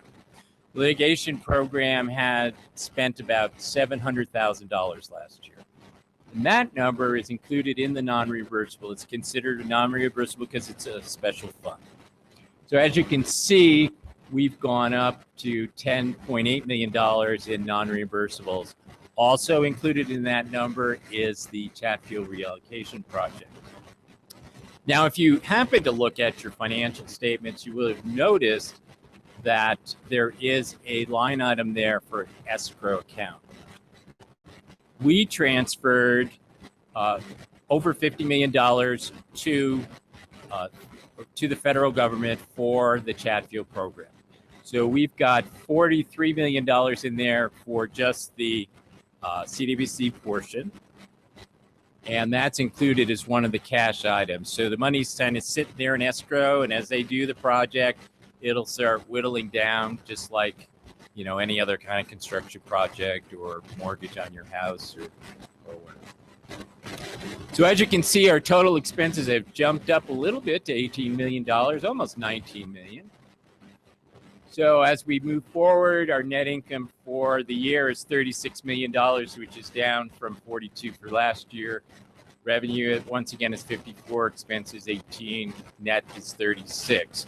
Now, when you get to see your, I jumped ahead, sorry. Next, let me finish this up first. These are the loans that are paid in full. I just like to kind of let you know who's paid off their loans, what we've got out of repayment. As you can see, there's a couple of prepayments, some big ones like Morgan County. They paid off half of their loan early. So we did have about $2 million that's included in our cash from all these final payments on loans. Okay, moving on to the fund equity section. Net assets, as you can see, loans are pretty stable. Animus Laplata pretty stable. And there you can see the Chatfield project of $45 million. Now, there is a CPW portion of that for $6.5 million. And that is actually included in loans because that's going to be repaid back to us.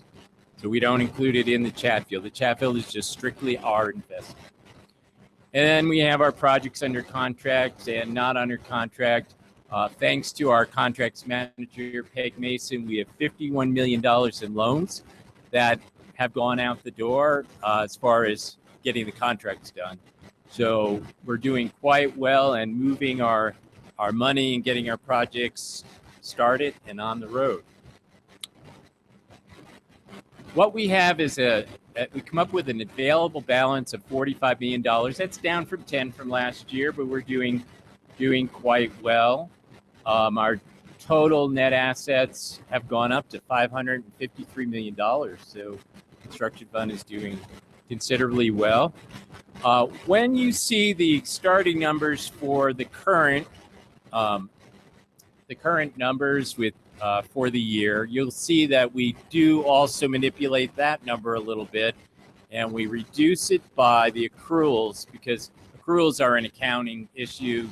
We're more concerned in the current day-to-day activity for cash. How much cash do we have available? So we take out anything that's not strictly cash. So you'll see that number diving down a little bit. I think it's 36 million. But our total net assets for the year is 553. Some people like to see a little graph. As you can see, the loans are about half of the pie. Looks good to me as long as we keep our loans up there. And if there are any questions on construction funds so far, or if you I'll just keep on going if I don't have any. Okay. All right. The next fund, as we mentioned, is the Severance Tax Perpetual Base Fund. It was called the Perpetual Base Fund because it was intended to be perpetual in nature, and it was also intended to be strictly for loans. We do have, over the years, made some changes. We'll move on to the revenue part of this. Severance tax has dipped to $16 million from $67 million. It's quite a considerable dive. I'm not going to get into that. Our Director of Budgeting for DNR, Bill Levine, is going to be talking about that next. So I don't want to jump ahead on that. I'll just want to point out that we were hit pretty hard last year. We're down to $16.6 million. Interest on loans is pretty stable.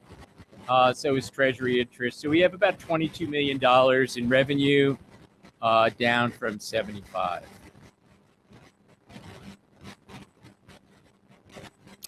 On our expenses, the only non-reimbursable that we have in statute for the perpetual base is the Agricultural Emergency Drought Fund. And as you can see, we spent no money in 2016 for droughts. Darren's just been doing a great job keeping the droughts away. And hopefully with this warm weather, we'll see how we fare next year and how much money we have to spend on drought grants. The $29 million is there. Since it went over to the construction fund, it's the transfer. Previous year, that was $10 million for CDPHE. If you recall, in our severance tax bill or statute, we have an amount over $50 million, which gets taken out. Last year or the previous year, we had $10 million go to CDPHE. So our total expenses for last year was $29 million as opposed to 10 the previous year. And 48, that was the transfer also for Chatfield, is the big number. All right, so our net income comes down to 22 in revenue, 29 million in expenses, and we started out the year with a loss, $6.6 million. Transfers plus the decrease in revenue has hit us pretty hard. As you can see, it hit us really hard compared to $64 million in income the previous year. Loans paid in full, there were just 3 of them in severance tax. And as you can probably tell that they're all prepaid. They didn't want to wait their 20, 30 years, so we got an extra $5.7 million in cash, which does help for all the new projects that we're going to talk about today that we're going to need this money for. All right, so our fund equity for severance tax, loans is pretty stable. Our projects are pretty stable. The other side of the Chatfield, as if you recall, is a loan section, is a loan portion, I should say. And a lot of those contracts are now being encumbered. They're being done, and the money is starting to go out the door this year. So we're now moving on the entire Chatfield project.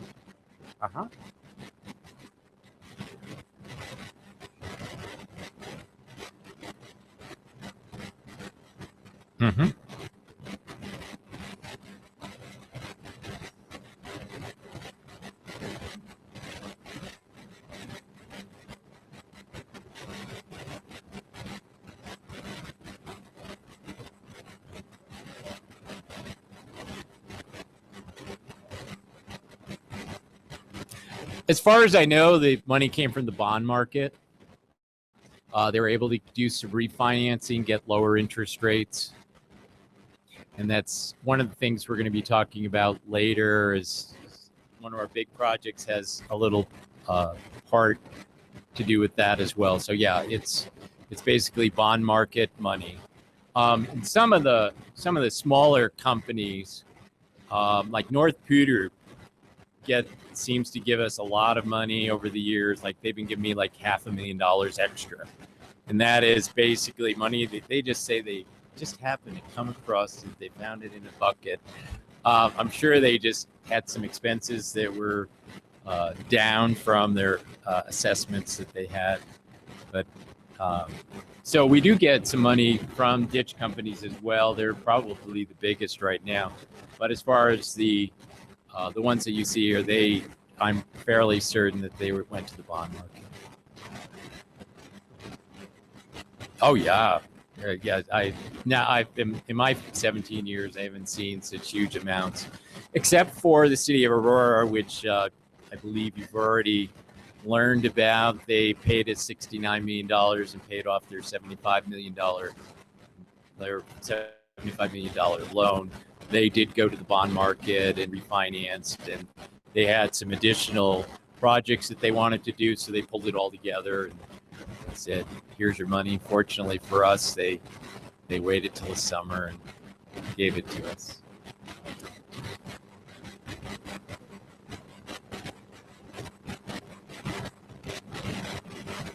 For municipalities, we apparently don't. I mean, they're still around 3%. The ag rate is somewhere around 1. The latest is. But yeah, we do have really good rates. I can't imagine going through all that because they have to pay some kind of fees, closing costs too. Yeah, thank you, Chairman. On that note, I noticed Henry Lynn was one of them too. I was just wondering, is some of them leases to oil and gas? I know we had in our area a big influx of money to some ag interests from oil and gas leases, both of water or their land for development.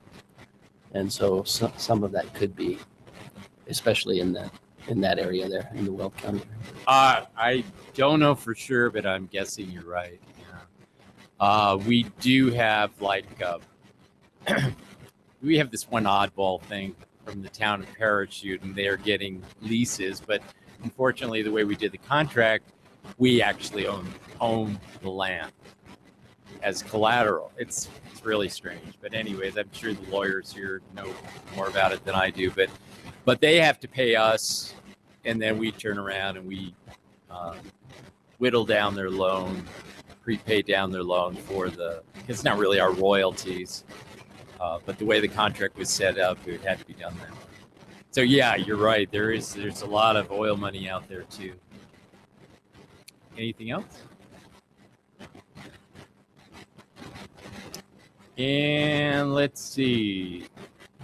I think we got down to an available balance of about 69 million.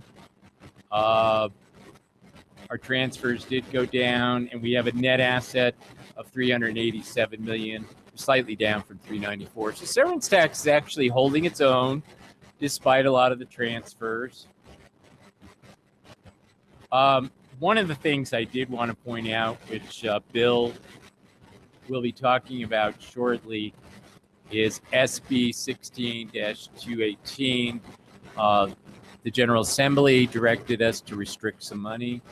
And so technically, we ended the year with $69.2 million in available money. However, they've asked us to restrict $19.1 million. So for the time being, our feet are going to be held to the fire for $50 million, and we'll have to just keep that $19 million in abeyance until the General Assembly, the JBC all decide how much of that they need for the general fund deficit. So I just wanted to point that out. We didn't include it in your financial statements. We decided to include it as a separate item. And so we'll start severance tax off with $50 million. And once again, it'll be reduced by our accrued interest. Here's another pie chart. As you can see, we've got authorized projects is the largest portion of this. Loans is 36%. And I think I forgot to mention one thing about loans is that it's not just the repayments, it's actually those loans that are being dispersed. So we include them all. So when you've got, Penrose out there that took $2 million from us, that's also included in the loan portion. It moves out of the authorized projects and it moves up to loans. Okay, just so that you have a clearer picture that we don't necessarily have 139 million in repayments alone. We do have the projects there that are going out the door. All right, the last part of our slideshow is financial performance indicators. This just kind of gives you a little bit of analysis of what's been going on. We're change in total net assets. It's the difference between the net assets between the years. We've gone down just a little bit, down to 7%. Loans receivable to total net assets. Severance construction fund rather is holding its own at 53%. Return on investments is 3.1%. That's pretty good. That's where we wanted to see it. So we're doing quite well there. Delinquency rate. This is based on any loans that we receive after 90 days. And we only had one loan that was received after 90 days. And as some of you are aware that we don't have any more delinquents. We have cleaned up the 4 that we had in 30 years.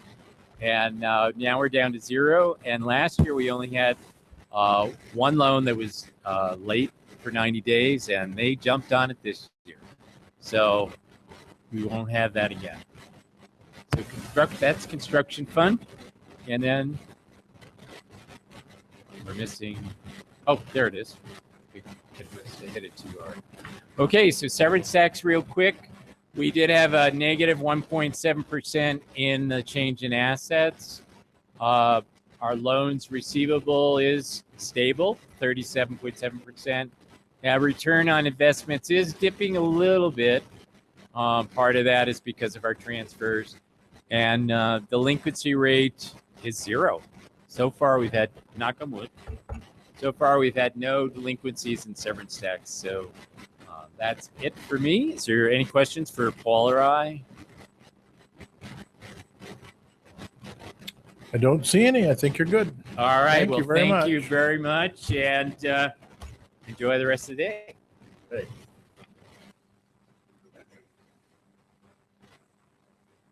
Welcome, Bill. Thank you very much. Good to see you all again.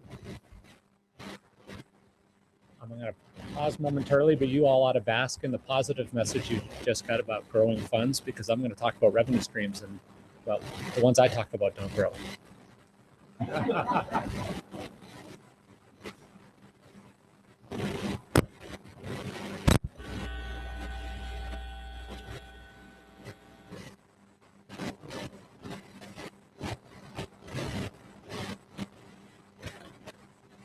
Perfect. So I'm going to give you all an update on severance tax. And for those of you who don't know me, I am Bill Levine. Some people call me the budget director of DNR. I have been called in the past Dr. Kevorkian and Darth Vader and a whole bunch of other things of that nature. So I think it's my job to spread bad news in DNR. I think all the good news gets parceled out to everybody else. So I'm going to move through the first couple slides very quickly, but just to make sure we're all on the same page. I'm going to talk a little bit about what severance tax is and how we use it. And again, I'm going to blast through that quickly, so slow me down if I'm moving too quickly. And I'm actually going to jump to my second slide, which is, what is severance tax really? When we really want to come to the brass tacks on this, severance tax is a tax on oil and gas. 95% of the severance tax revenue received by the state of Colorado in an average year comes from oil and gas. And so although we might talk about coal and metals and oil shale, and there are severance tax rates on those, they're relatively insignificant in the big picture of it all. So again, the brief severance tax 101, I've put up for you a slide about how we use severance tax revenue. Half the money that comes in an average year goes to the Department of Local Affairs. Half the revenue goes to DNR.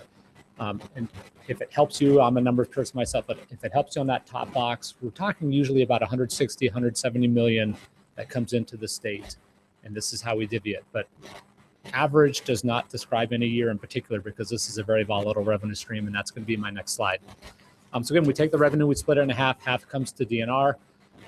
Half of that half, or 25% of the total, goes to the Water Conservation Board and is put into the perpetual base fund, as Steve Biondo talked about.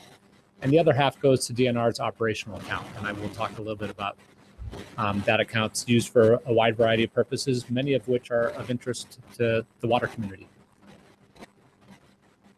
So this is the volatility slide that I like to put in here that really does a great job of showing how volatile the revenue stream is.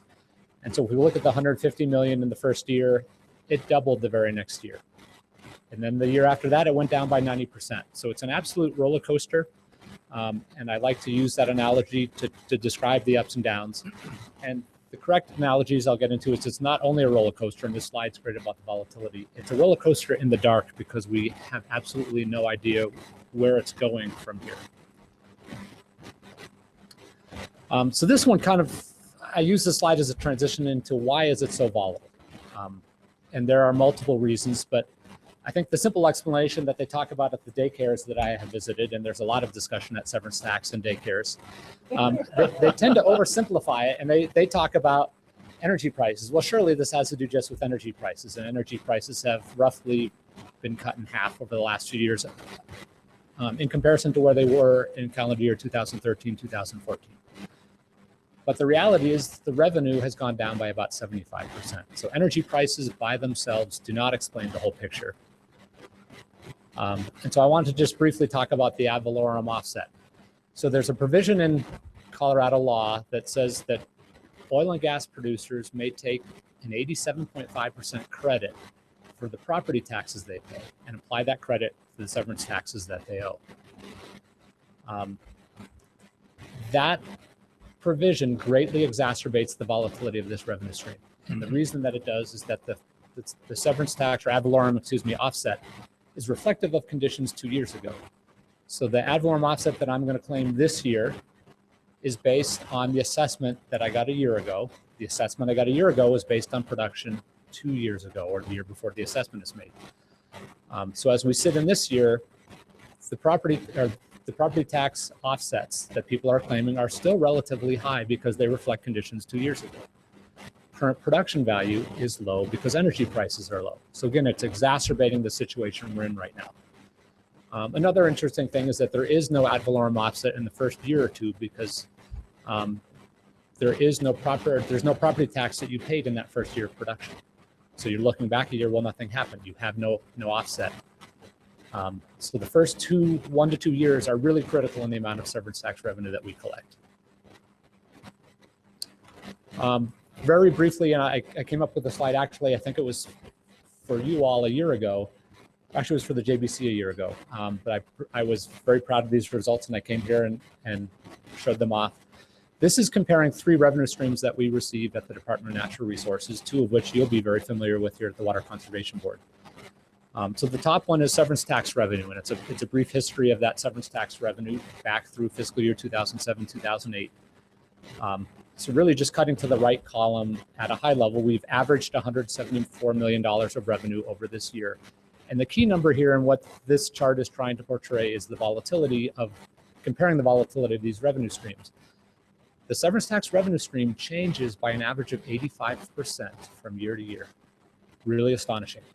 Federal mineral lease, which also is, as you know, a tax on minerals and is based on energy prices, mineral prices, that changes by an average of 30%. So in severance tax, we see a revenue stream that's closing in on 3 times more volatile than federal mineral lease. At the Department of Natural Resources, we have another revenue stream, and it's a mill levy that we charge on the production value of oil and gas. We collect an average of about $7 million, and we use that to fund the Oil and Gas Conservation Commission, the primary regulatory body governing and overseeing oil and gas development in the state of Colorado. So again, a mill levy just on oil and gas in this case, it only has changed by an average of 14% year to year. So again, I just wanted to throw this up there. I think this really helps me understand, although these revenue streams all seem similar in that we're taxing minerals and energy production, severance tax is a really different beast when it comes to volatility. And beast is probably a good word for severance tax in general. So this gets into the unpredictable piece. And again, I've presented this before, so I'm going to move quickly through this piece. But the forecasts, and if we're looking, what I did is I compared the December forecast with what actually then happened 6 months later when the year ended, and how accurate were the forecasts for the current year. And the reality is that the forecasts were often 20 to 25% off from reality when, again, the dust had settled, and averaged being off by about 15%. And this is looking at the OSBB, or Governor's Office, forecast of revenue. Similar chart looking at Legislative Council and how accurate are they at predicting the revenue for the current year. And we see that they're slightly less accurate, 18%.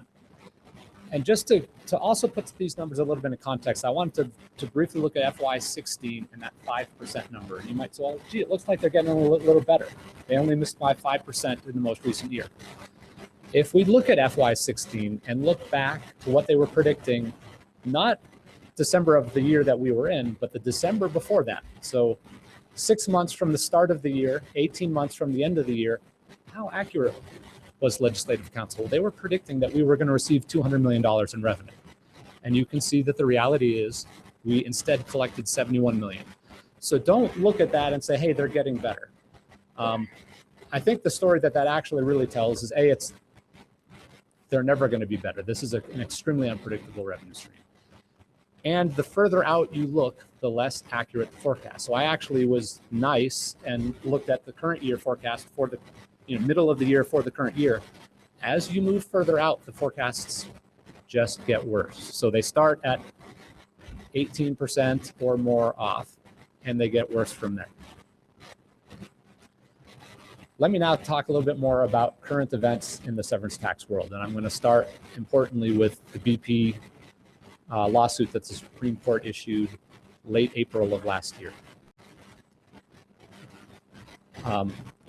The BP lawsuit related to return on investment, and very specifically, British Petroleum, BP, thought that they should be allowed to claim a return on investment as an allowable deduction on their severance tax revenue. And specifically, what they were looking at is the return on investment that they would have received on pipelines. So they built this expensive infrastructure, and this wasn't about claiming the pipeline itself, it was about claiming the return on investment. So in other words, if they had not invested millions of dollars in a pipeline, what sort of return would they have got on the money that they did invest in the pipeline?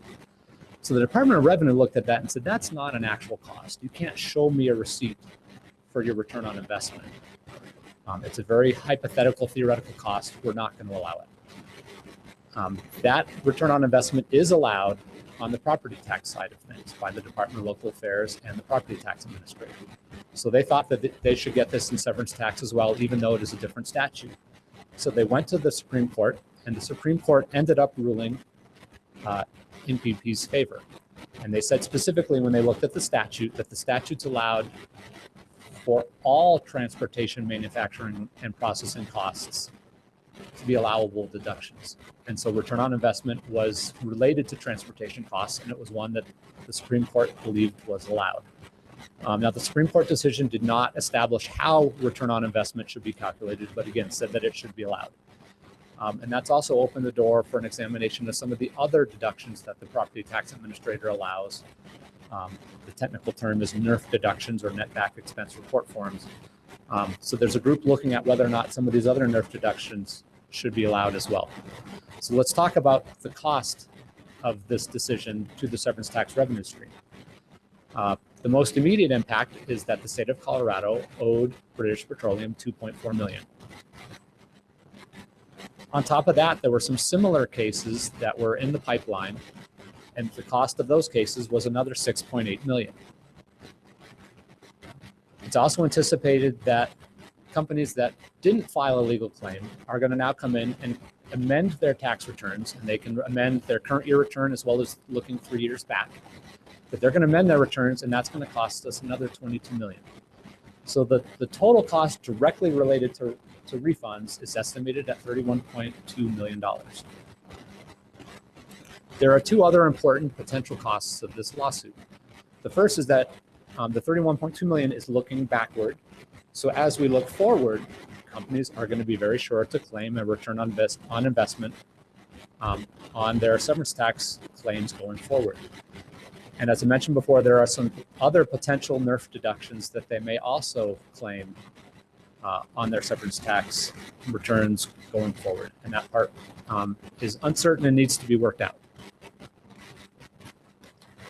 In reaction to all of this, the legislature in the last 3 days of the session passed Senate Bill 218. And Senate Bill 218 laid out a plan for paying the refunds that didn't result in immediate disaster for all the severance tax funds. Specifically, it created a mechanism for paying those refunds and said the first source of paying refunds will be the severance tax revenue stream itself. but they were going to cap those refunds at 15% of monthly severance tax returns. And to be clear, in a time when severance tax returns are extremely, extremely low, that 15% doesn't get you very far. Everything above and beyond that 15% is going to be paid out of the general fund for this fiscal year only. The final thing that Senate Bill 218 did, and Steve Biondo referenced this, is it restricted a bunch of funds, including 19.1 million in the perpetual base account and 10 million in the operational account, to be available to potentially help the general fund in paying these refunds. So again, here are the specific restrictions that Senate Bill 218 made. The one most important is probably the 19.1 million to the perpetual base account, at least as far as people in this room are concerned. But I'm also going to talk about the $10 million restriction on the operational fund, and that has quite an impact as well. So one of the interesting things that happens when you pass legislation with 3 days to go is you don't always consider things as thoroughly as you might. And that was certainly the case with Senate Bill 218. Senate Bill 218 did not distinguish between refunds that are sort of normal course of business and refunds that were very much specific to the BP case and this new deduction for return on investment. So what typically happens in any given year is that oil and gas companies are paying quarterly estimated payments. And when the year is done, they go back and they actually calculate what they really owe, compare it to their estimated payments, and they either get a refund or realize that they still owe the state money. It's fairly typical that they get refunds. And in fact, a very large number of refunds were issued under this very provision. So very specifically, last fiscal year, $39 million in the waning months of refunds were issued related to what some people call ad valorem refunds, or these normal refunds for people who had very large property tax offsets and then ended up realizing that the state owed them back money they had overpaid in their quarterly payments. So under Senate Bill 218, sort of these normal types of refunds related to ad valorem, not related to BP, are now paid out of the general fund. So again, we had $39 million outside the BP case that was refunded by the general fund. Again, we're seeing the same trend continue into this year, and it's now estimated that by year end, over $100 million of refunds will be paid out of the general fund under Senate Bill 218. This all happens at a time when pressure on the state's general fund is immense. And I say that, and then in my head, I kind of say, well, that description fits almost every single year. And my opinion is that it does. But let me talk about what we are now facing at a statewide level from the general fund. So this chart I find very helpful and was in the governor's transmittal letter for his budget. And again, describes sort of the scenario or situations they were looking at as they tried to balance the budget request for fiscal year 2017-18. So starting at the top, under, I believe it's Amendment 23, the Constitution says that we will grow K-12 education at inflation plus enrollment growth plus 1%. When you calculate that, it turned out to be $243 million of required growth in K-12 spending, again, under the state constitution. A few of you may have also heard of Tabor. Tabor is also having an impact on the general fund budget to the tune of $195 million of estimated impact. So that's for growth in excess of our Tabor revenue cap. And the reason that we put it here is the Tabor refund is paid entirely out of the general fund. So it's not paid out of cash funds that may be driving it, it's paid out of the general fund. So that is a new $195 million obligation on the general fund, courtesy of the state constitution. Also via state statute and policy, we are required to keep a general fund reserve. For a variety of reasons, revenue coming in a little lower than projected, severance tax being another reason, we are projected to not meet our general fund reserve requirement in the current fiscal year. And we're projected to miss by $191 million. So this is refilling that reserve so that in 17-18 we have proper reserve for 17-18 fiscal year. The final thing also in state statute is that a portion of general fund dollars each year are transferred to transportation and to capital construction. That obligation is $164 million. So when you add up, the other one is Medicaid. Growth in Medicaid spending is estimated to be about $143 million. And these are not all of the general fund. This doesn't represent all the general fund growth in the state. It represents the big pieces of general fund growth. And so Dick Wolf, you are driving about $100,000 for a requested FTE. There's a lot of little things that are not here. This is just a handful of the biggest ones. And I think they're the interesting ones because the first two are constitutional. And there's a lot of policy driving these. $926 million of growth in general fund needs is being matched with only $426 million of available general fund revenue growth as projected by the economists. So that's sort of the landscape that the governor submitted his budget request in, knowing there was a $500 million hole in the budget. And so again, I put this out there to think about, okay, so severance tax refunds are creating a need for $100 million of general fund revenue to be spent on refunds. Not opportune timing for us to be coming in with that impact on the general fund, which all then leads us to this point. The governor's budget request this year is proposing to transfer close to $32 million of restricted severance tax funds in both the Department of Local Affairs and in the Department of Natural Resources to the general fund to assist with the payment of the refunds that I talked about under the BP case. So in my mind, it's still a really good deal, Senate Bill 218. Again, over $100 million of refunds will be issued, and we're going to end up being on the hook for less than half of them. But it's not a free ride either. And so we are going to have some money swept from our cash funds to assist with that payment. So now let me talk about what all of this means for our operational account programs. And I'm going to start with the discussion of Tier 1. And as the picture is trying to preview, the celebration days are over and we're starting to sink. So just to make sure we're all on the same page, let me talk about what Tier 1 is. So Tier 1 funds a number of the divisions in the Department of Natural Resources. I've given you here the amounts in millions that is funded by division. So at a very high level, about 2/3 of the money goes to the Oil and Gas Conservation Commission and the Division of Reclamation, Mining, and Safety combined. Those are two divisions that regulate the very activity that generates the severance tax revenue. So in my mind, a very appropriate use of those monies. But that money is also used for state parks, the Colorado Geological Survey at the School of Mines. About $1.3 million goes to the Water Conservation Board for a grant program. And the Avalanche Information Center gets a small sliver of the funding as well. So now let me give you the actual outlook now that I've told you what it funds.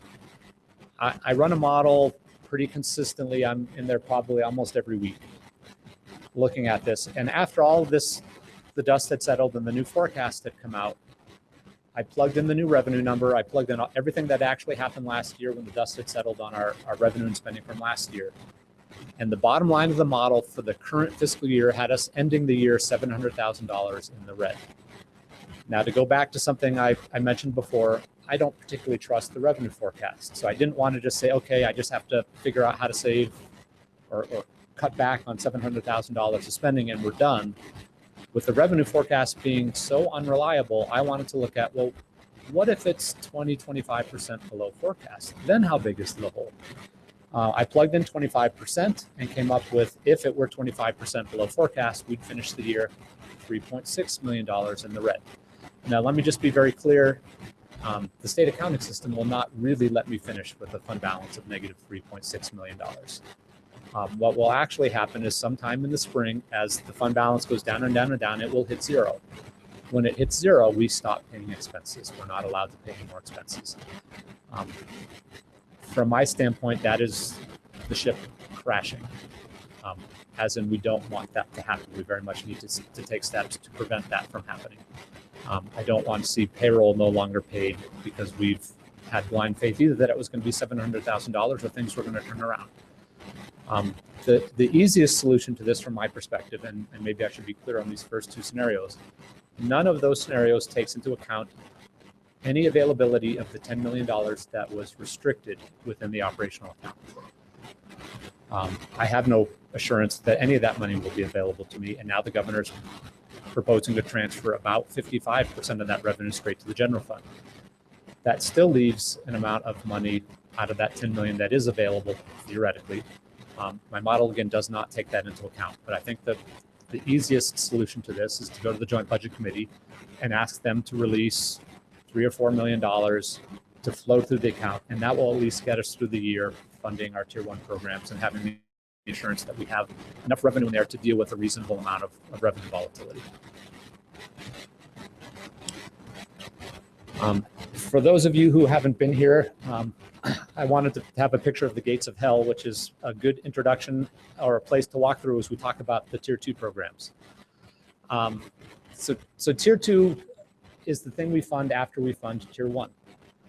And so as I tell you that we barely have enough money to fund Tier 1, if we get some money released to us, it ought to be pretty clear there is no money for Tier 2, just as a high-level overview. So let me talk briefly about what Tier 2 is. So Tier 2 funds a wide variety of programs throughout the state. These are not just Department of Natural Resources programs anymore. The first and largest program is the Low Income Energy Assistance Program that funds direct bill assistance and home weatherization projects through 3 different agencies. The second biggest program at $10 million per year is the Water Supply Reserve Fund. I don't think I need to explain to you all how it's spent. You could probably explain it better than I could. The third biggest program is the Species Conservation Trust Fund, funded theoretically at about $5 million per year in a normal year. This chart actually may be a little misleading. At the last minute, we trimmed that down in legislation for this year to $3 million, seeing this revenue reduction coming. Aquatic invasive species is about a $4 million per year program. And the last really big program is the Forestry Grants Program run through the Colorado State Forest Service at about $2.5 million per year. And when I give you these amounts, just to be clear, make sure we're all on the same page, these are what they're authorized at. Tier 2 gets the revenue that it receives after Tier 1 is funded. So theoretically, this is what they're going to get. The reality is they're not going to get that kind of money. So I find this slide helpful just to put it all together. So Tier 1 appropriations are closing in on $18 million. Tier 2 appropriations are closing in on $39 million in authorizations. So you put those two numbers together and we have total spending closing in on about $57 million worth of spending for the current fiscal year. We support that with about $12 million in revenue under the current estimate. So I know I'm the number guy in the room, but I hope you all get that those numbers do not add up and they don't really come very close. So that's the problem we're looking at. Again, the $12 million in revenue isn't even enough to support Tier 1 that is facing a $10 million restriction per Senate Bill 218. When we don't have enough money to fund Tier 2, the way statute reads is that we apply proportional reductions equally to all of the programs in Tier 2. We do also keep a small amount of money, about 15%, in reserve, recognizing that the revenue stream is very volatile, and to assist the programs be a little less volatile on the spending side. So here's the outlook, and actually it's the first bullet point is a little bit looking back. Last year, we cut the Tier 2 programs by 9%. And to be very clear, I just talked about the reserve. We completely exhausted the reserve to minimize cuts last year. So the 9% would have been worse if it were not for the use of the reserve. That leaves us with no reserve as we roll into this year. And I've told you the revenue is not nearly sufficient even to fund Tier 1. So there is no revenue for Tier 2 in this year. There is no revenue for Tier 2 next year. And the reality is, under the current forecast, we don't have enough revenue to fund Tier 2 until fiscal year 2018, 2019, at which point we fund it at about 50%. Since no one is weeping yet, I will maybe move on and just add one additional piece. Funding things at 50% in 2018, 2019 is based on a projection where the revenue goes from about 50 million this year to 100 million next year to a little over 150 million 2 years out. Which is to say, in my mind, the revenue forecast is a little bit optimistic and is counting on there being a significant rebound in the revenue. That will happen if energy prices go up and more drilling occurs in the state, but in my mind won't happen if energy prices stay low. I don't want to predict what energy prices are going to do, but again, I guess I want to say, to me, even that last bullet point is sort of an optimistic scenario of how the future will play out. So one of the messages that I've been delivering to a number of people is we need to be prepared to live without tier 2 programs. I'll call it indefinitely. I don't really know when they will come back. And so we need to be thinking about alternatives. We need to be thinking about how we move important things forward without tier 2 severance tax as a revenue stream. Do without those programs in tier 2? Because you've been talking about proportionate reductions, which is it's a proportionate reduction of 100%. So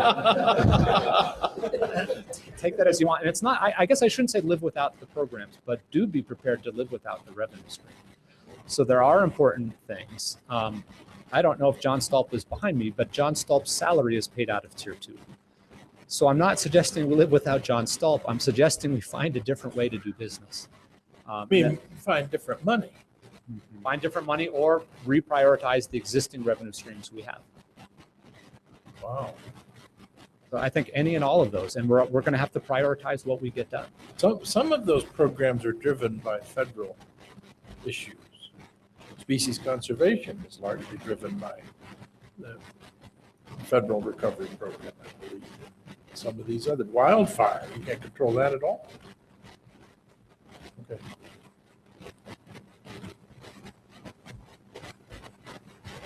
And it goes black. That is the end of the presentation. You planned that, Levine. You know me well. Well, have I shocked you all into silence? Or if there are any questions, I'm happy to answer them. So I want to pursue this point we're on right now. Have you started any kind of an alternative scenario planning on those programs? Thank you. Mr. Chair, so to address it quickly, we have and we are seeking to implement it, and this board is a big part of that. When we look at, I guess this is the tier 1 authorizations, but as to tier 2 for the water supply reserve account, for instance, one of the proposals considered, discussed at the Finance Committee and that will be considered later, is to use construction fund money to backfill what would otherwise come from tier 2 for the water supply reserve account, right? So as we look at tier 2 programs, I mean, I guess I could identify a handful of priorities, that being one of them, and a way to fund it in an alternative way is to use tools at our disposal, including the projects bill and construction fund money for the short term. With regard to Species Conservation Trust Fund, Bill, I don't know if you addressed it. What we have is in your longer presentation, but maybe not in this one, is we are proposing to continue to spend down a fund balance that sits in that account. Again, not spending all of it, but spending it proportionally so we can continue to do the most important work until revenue comes back up. I would put aquatic nuisance species in the same sort of category. Again, that's a $4 million authorization in tier 2.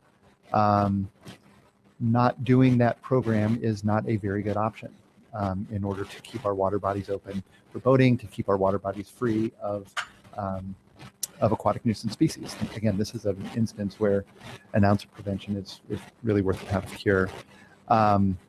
So one of the things Colorado Parks and Wildlife is doing is looking for alternative funding sources for that. Federal partners, water providers, sort of water body operators to see if there might be other money available to keep the inspection program, the boat inspection program running again, so that we can keep things open. So we're exploring these. You mentioned some of the forestry and wildfire programs. Those tend to be preventative programs like risk reduction grant programs to local governments or forest health grants. And I'm not saying it's my preference. I'm saying, this might be a year in which we don't have money to give out in grants in that way. That is to our long-term detriment, I would argue, but it's where we find ourselves. So, okay, thank you. Of course.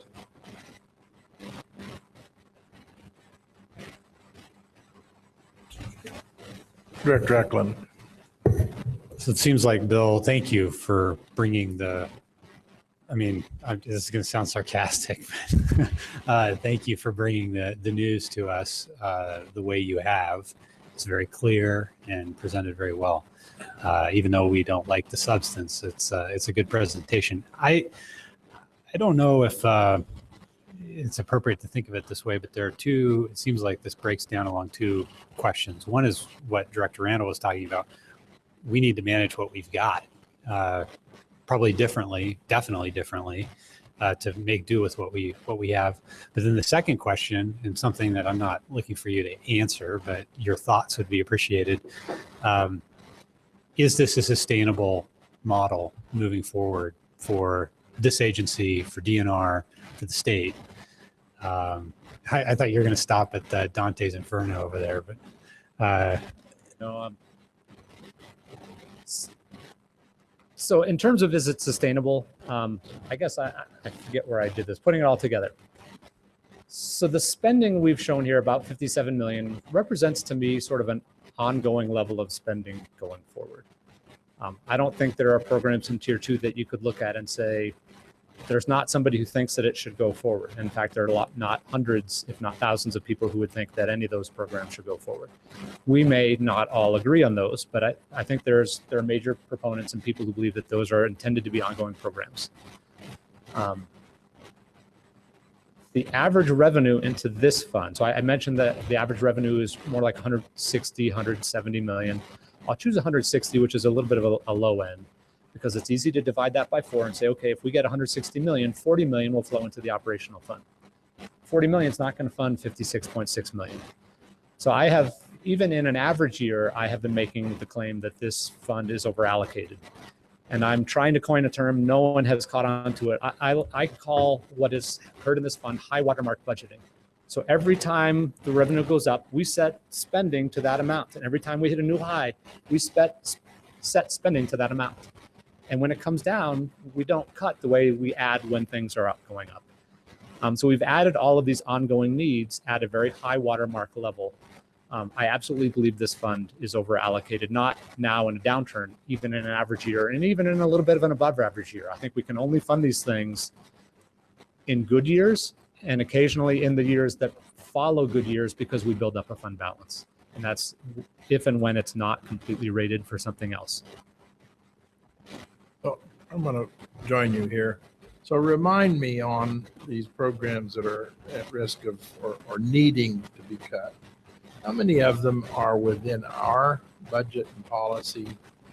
How much of it is within DNR budget and policy, and how much of it has to be legislated? Whose decision is it? In other words, in each of these cases and programs, if we're going to hear Bill about high watermark budgeting and change that sort of historical way of looking at the world, because history's really changed on this point, and do something else. I'd like to know how much of this we can actually influence, how much we have to help you change, and how much in the end is JBC driven and projects driven and all that.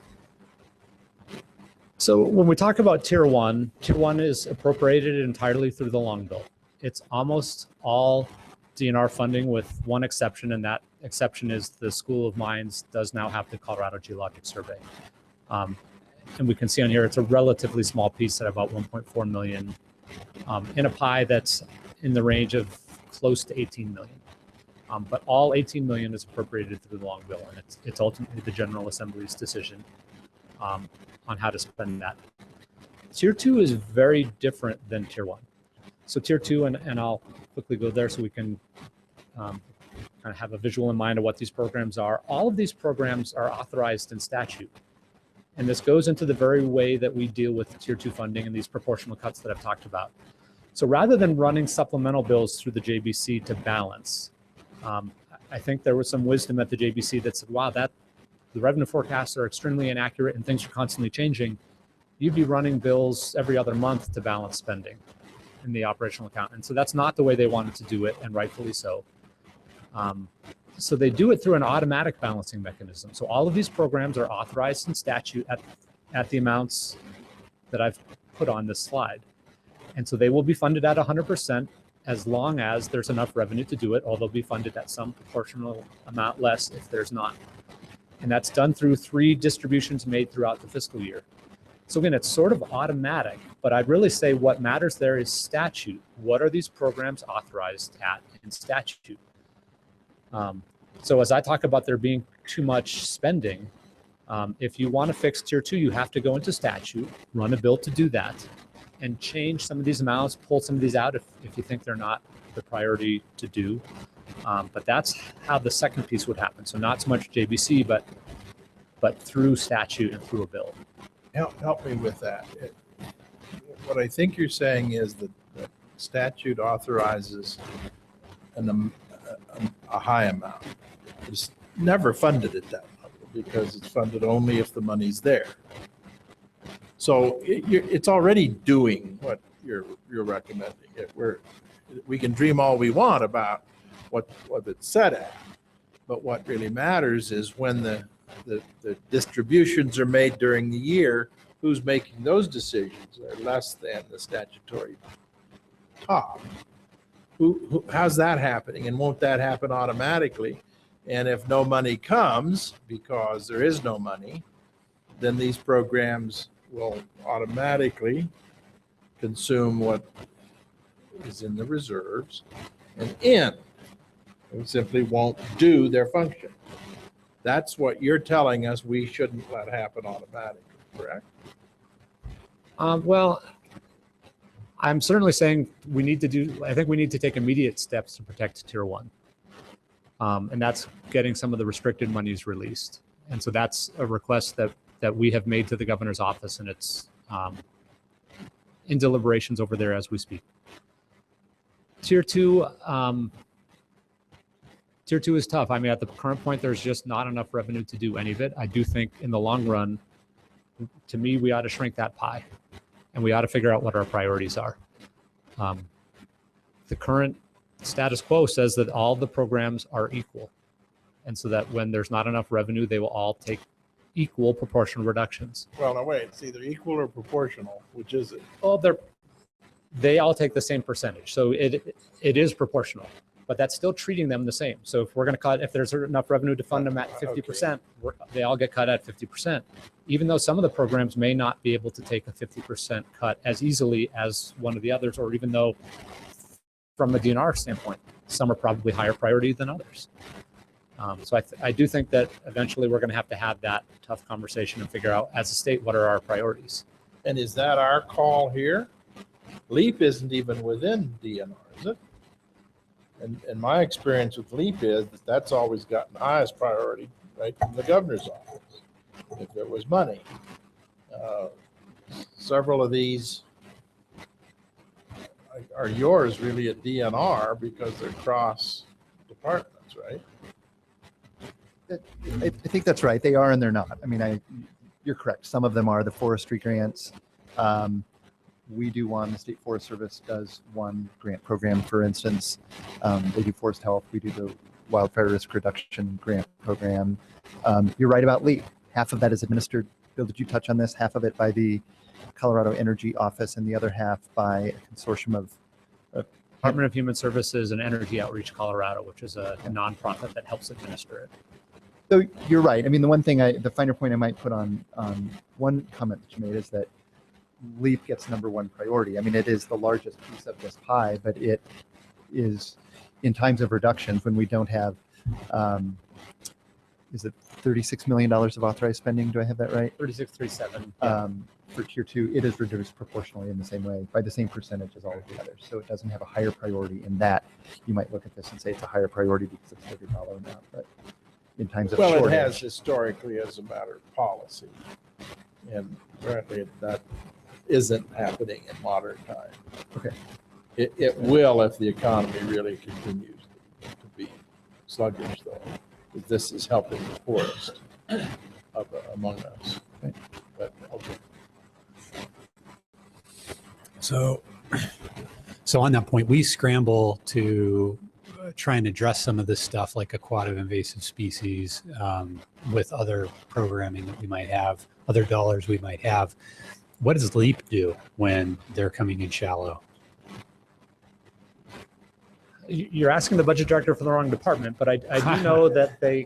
You're the fount of wisdom. You're going to get all the questions. Well, the good thing is there's rarely a question I'm not willing to answer, even when I don't know anything about it. So I will say that I do happen to actually know they do get federal dollars, but I don't know that I can speak to how they really balance program needs. I'm making the guess that you take the dollars you have and you do what you can with them. You help as many people as you can help, and when the dollars dry up, you help less people. So what you're advocating is a prioritization. Instead of throwing a nickel at every one of these programs, that maybe a nickel doesn't do anything, or significantly less than what they need. You combine the nickels that you have access to, prioritize these, and you fund in a priority as opposed to just proportion. So I am proposing that, and again, that's part of it, is that nickels don't buy you much, but it's also, I think, just prioritizing what are the highest priorities. Now, that being said, I was a proponent of that several years ago, and we were looking at 30% reductions, and so that idea kicked around the legislature, and it turned out that several people looked very closely at prioritizing and picking winners and losers. And I think they ran into so much political pressure, they decided it wasn't worth it. And so, again, the idea of a bill floated that maybe we would have reduced some of these things, and no one in the end wanted to take it on. And what's different today? Potentially nothing, but the reality is our highest priorities are not served by letting everything be treated equal. So, I get that it's a tough political lift, and it may not happen. But if we accept that it won't happen, then we're accepting that all these programs are equal. Dr. Brown. Thank you. Is it my understanding that the legislature established a 15% cap on refunds on a monthly basis out of the severance tax? And that's right. So just to be clear, it's 15% of what comes in any given month can be used to pay the refund. So the reality is more than the general fund is picking up something like 95% of the total refunds. Do you see the legislature coming back and adjusting that, and consequently, wouldn't that reduce our pool? It would certainly reduce our pool. I don't see them adjusting it, but again, the governor is proposing to transfer, I think it's about 32 million. So in essence, we're accomplishing the same thing. Sort of the same thing. So we're assisting in the payments. We're not paying the full refunds, but we are assisting in payment through the severance tax revenue itself, through our restricted severance tax funds. Potentially, right now, you're not getting wind of that number changing, shifting from 15. I'm not, and it will be interesting to see. I think there are some in the legislature who are very opposed to severance tax transfers, so I don't think it's a done deal that what the governor proposed will actually come to happen. But on our end, we plan for that. I think that's the appropriate thing for us all to plan for. Bill, when the governor issued his budget letter, did he propose how to fill his $500 million shortage? He did. I don't know if I can remember it all, but let me go back because I think there are some of them were fairly obvious. There was a proposal in there, and I don't know that I can fully explain this, but the hospital provider fee has been much talked about. Try that again. I think he's going to try it again, but another thing that they're doing related to that is they're telling the agency that administers these fees to reduce their revenues by exactly 195 million. If you look at the second row of this, it's a very strategically chosen number. So they're telling that agency to restrict revenues so that we don't have to issue a TABOR refund. And they're trying to manage revenues to be just within the cap. I believe they have reduced the amount of transportation and capital. That will go from the general fund to the highway user tax fund and to capital. It's not a full elimination, but I think they're cutting that by something like a half. So I know those are pieces of it. The severance tax transfer is another piece of it.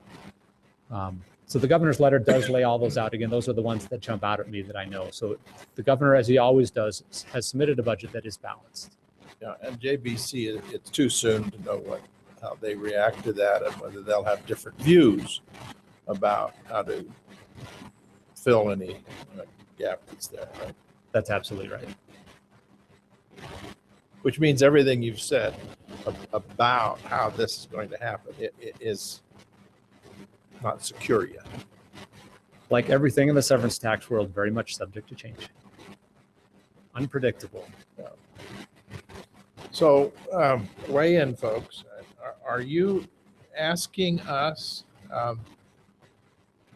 Bob and Bill, to begin some new effort of analysis on these tier 2 pieces, at least we have some influence over, as part of our function over the next few months? Or what do you want to do? And before you answer, Dr. Wattenberg wanted to weigh in. Thank you, Mr. Chairman. Thanks, Bill. Could you maybe go back to the slide where it has a species conservation?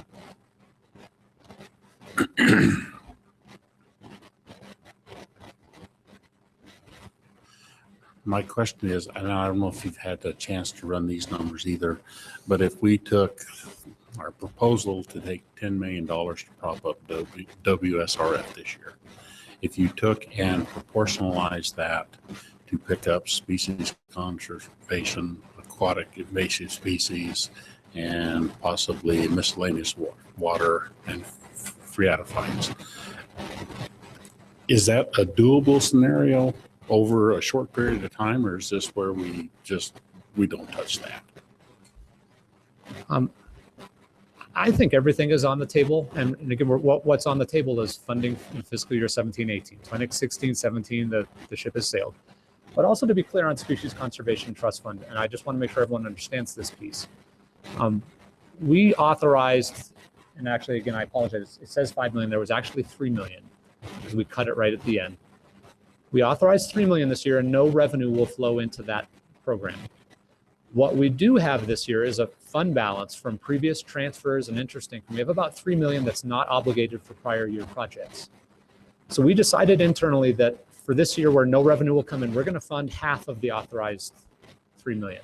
And we're going to leave $1.5 million in fund balance so that in 17 and 18 and beyond, we at least have something to fund our highest priorities. So that's point number one I want to make about species conservation specifically.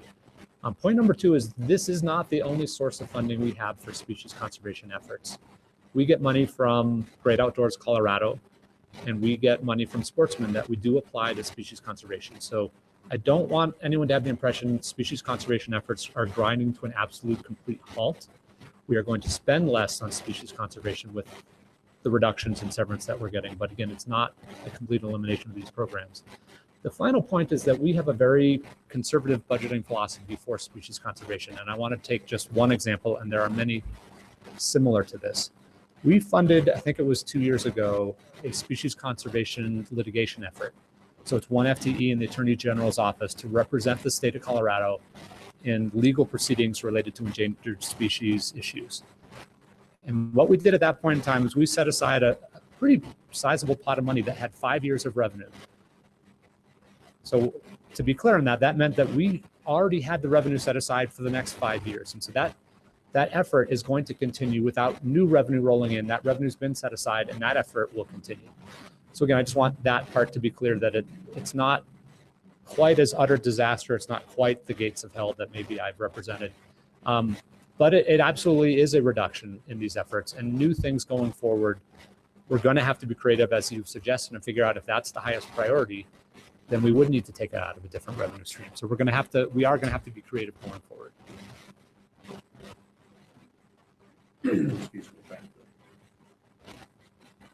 Go ahead.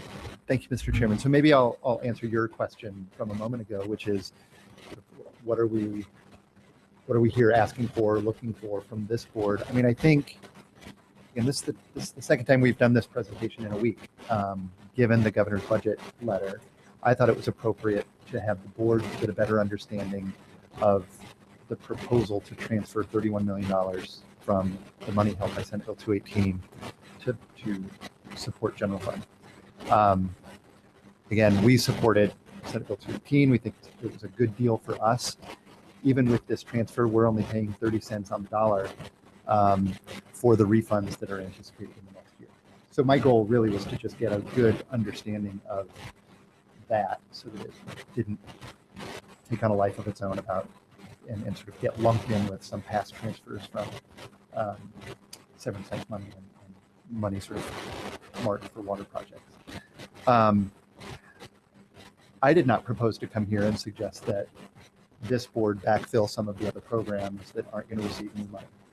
So just again, to be clear, that my goal coming into this was not necessarily to look for solutions. It was rather to describe some of the things that we were doing, including, again, I just want to acknowledge the forward thinking that this board is engaged in to address the Water Supply Reserve Fund. Again, that's something that this group has been discussing for the last several months, and it'll come up this afternoon when we consider the project bill. All of that said, I'll take a good idea from wherever it comes, and if there are ideas for alternative revenue streams for this, the fact is severance doesn't have it, general fund doesn't have it, and I'm wary of further draining construction fund money for non-water projects. But a good idea is a good idea, and I'll take it where it comes from. So I think you've accomplished the goal as you've described it. I appreciate that very much, because I think we all worry about our larger constituency audience looking at these cuts at the general fund saying, why is water not given a fair priority? I think we worry about that because it's always cutting severance tax. And there's local government side that feels the same way, and we're the other half. So I think it's very important, and I appreciate it. Hard as this is for us to grasp, I appreciate the recognition that there's no attack on water here at all. That's just got nothing to do with the budget conversation. It's all of these other forces unrelated to what the water world needs and does. So that's an important public perception, and I appreciate that you've done that. I think we took you at your word, and at least I did, and where I was only mildly alarmed, I am now quite concerned about all of this.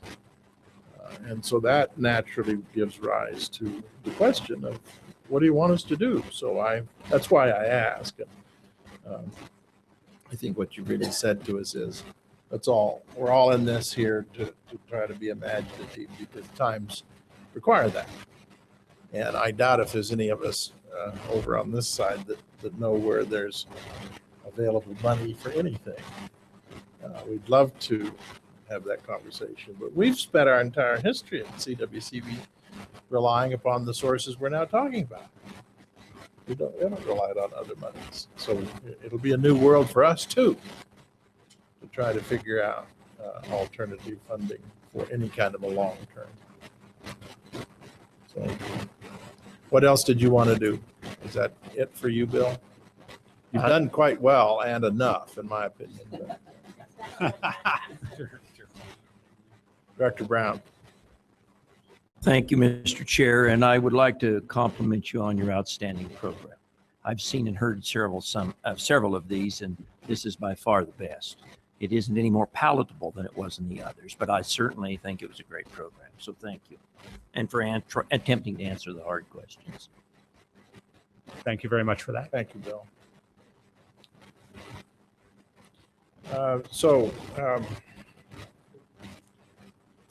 7C, is that Kirk? Kirk Russell, CWCB staff. For this presentation, I'm going to go by the title of the glass half full manager. Mr. Doom and Gloom, I think, set the tone for this next storyline, and it's half full because of the management of the money that the board has of the two funds, the construction fund and the severance tax perpetual base fund, and utilizing those and being able to do the good stuff that we're going to talk about this afternoon. And so I laid out in front of you the checkbook balance sheets that I provide at each board meeting. And sometimes this seems like just an exercise in front of the board, but it's certainly valuable as we continue to look at ways that the revenues, this volatile revenue stream and severance tax affects what our future looks like in funding projects. And so the first page of the stapled document is the construction fund, and really the main items of note. On line number 3, we talk about the cash in from revenue sources, and that large number, that 84.6, is the influence of the $70 million check from Aurora. Normally we see that around 16 million. So that affects kind of the future of this fund and where we plan on utilizing that. Moving down to line number 11, that 13.4 million under projections, that's the loans that you'll be considering this afternoon. And then all the way down under projections, the recommended large loan Windy Gap. That's the recommendation that staff will have this later, I guess it is after lunch, in regarding the Windy Gap project efforts and our opportunity to leverage some money that we have and at a high interest rate on a good project. And so you'll hear more about that later. Flipping over to the severance tax version of the same, really the main focus, I guess, for the board, if I were, and you heard a little bit about this, the question on line number 16, the 19.1 million. I showed that as a restriction on the revenue side. I've flipped it down to the expenditure side. I'm just not sure in the end how much of that will get swept or it's just restricted. But I track that throughout since that bill was approved by the governor. I just accept that as money unavailable for use for loans or grants out of severance tax.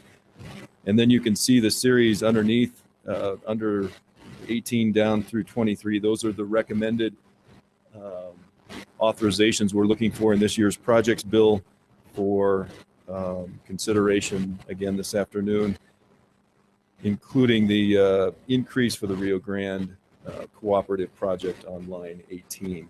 And so as we look throughout this year, we look at revenues coming in and expenses going out and the activities that we anticipate in the projects bill. This lets me share with you my assurance that we will make all of it meet in the end at the end of the year and have enough money to keep the lights on at CWCB. So if there are no questions on those two funds in this current year, that would be from July 1st of this year through June 30th of next year. And the reason we programmed this agenda item, Steve Biondo showed kind of the recap of last year, which then sets up these documents for me to move through this year. The last sheet that's stapled together. Before you Yes, move sir. on, I just want to close the previous conversation with this one. So James, this may be you, but we have the recommendations here, which we'll be talking about later today and maybe making decisions. I guess my question is, have Bob, you and James and Bill and all of your team taken this set of numbers and these recommendations into the conversation that Bill just presented to us, so that we have some sense of, since we've been scared to death, do we dare move anywhere? And here is a place you're now asking us to move. I want your feelings about that. Thank you, Mr. Chairman. That's a great question.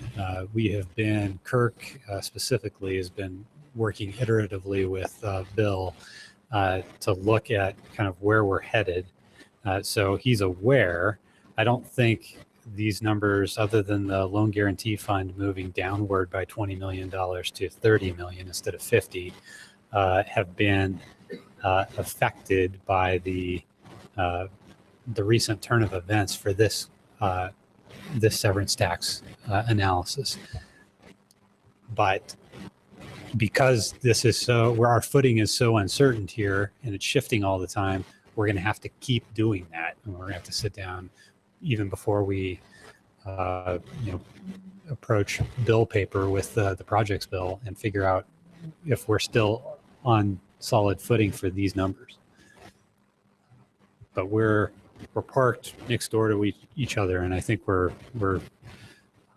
maybe a little too close to Bill some days, but I think we're communicating on this front, and we'll continue to do so.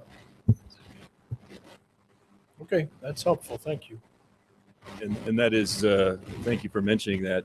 We do interact with Bill Levine and his staff over at EDO regularly. It's important to note the difference between the world that DNR EDO lives in with regard to the operational account side of things. They're working on those projections a little closer than we are. Ours is cash that we've received for the most part. We do have some projections that we lay in there, but it's a small dollar amount relative to what is available unreserved at the moment that we present this to the board. So the assurance is a little bit different, that it's already in hand. Yeah, I understand that, and that is a very important point.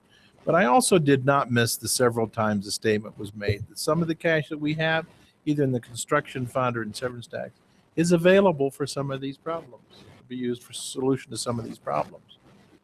No one wants to do that, but I'm not sure that any of us is saying it wouldn't happen. So I don't want to be over here spending when over here there's a risk that there will be drawdown for that same money. That's all I'm fishing for, is how that all ties together right now.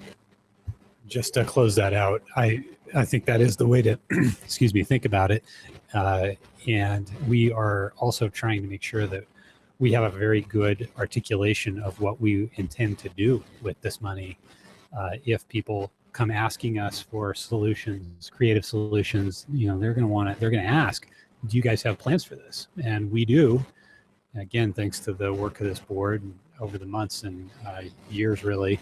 But specifically, this 30, 10, 5, and 10 recommendation list that you have in front of you, and even the 10 up on the Rio Grande project, are specifically telling a story about what this board wants to do, expects to do with this money. Now, if somebody comes along and says at the JBC or OSPB and says, yeah, you're going to have to think differently about what you're going to do with that, then so be it, and we'll come back and we'll have those conversations. But for now, this is our story about what we're intending to use these dollars to do, and we'll definitely keep in touch with Director Randall and Bill moving forward on that. That's very helpful. And moving to the third page of the stapled document, it lays out three more years. So the first 2 pages are really the capture of what's happening this year and our anticipation this year. It's the last page there that I use as the guide when I have all of these components, all these variables that I deal with. Some of them I have more control of. Some of them I don't, such as the revenue that comes in from severance tax. We have a little better idea throughout the year how much loan requests might come in. Anna compiles a list of candidates for significant loans that we need to be ready for. And so the items on here that I want you to focus on, and in general, it's just repeating the same story year after year with some adjustments on projections that we get from Ledge Council. Line number 10, you can see under severance tax, we're trying to prepare for the $17 million potential request from the Ark Valley Conduit to get that back up to a $60 million level. Might be considered at next year's projects bill. We're still working with the Southeast District on that. But I think the most important piece here is at the Finance Committee, I laid out that we had some feast years over the last 6-7 years where severance tax was higher than we would typically consider an average to be. Average to me is about 40 million over those years. And we had some $70 million years. And so that has created some excess cash that we can sit and wait for large loans to come in, or we can mobilize that money. And the desire of the staff, and then supported by the Finance Committee, was to mobilize that in these $25 million chunks for 3 years. And I made it clear that this 3 to 5 year plan, if I think of it as in that $25 million chunks, once I get past year 3, I'm really on the edge of being able to do any more of those $25 million. And that starts to surface. If you look in the middle, which would be FY 18-19, on line 24, as Bill indicated, the projections for severance tax are difficult enough 6 months out. I'm now relying on some data that's a year and a half, 2 years out. I can't be real certain that that $40 million will come in. I really need that in order to make that third installment of $25 million water plan implementation funding to occur.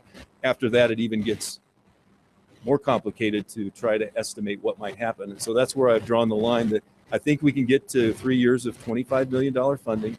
But then after that, it's really, to me, an unknown. And I don't think we can rely on money to be available at this time past 3 years. So then once I get to the bottom area of that, those last few items, you can see the water plan funding. I have it at 0, assuming all of this stuff plays out as I'm predicting. So any questions on that? Otherwise, I'll wrap up this part of the presentation and move to a couple more agenda items under this item.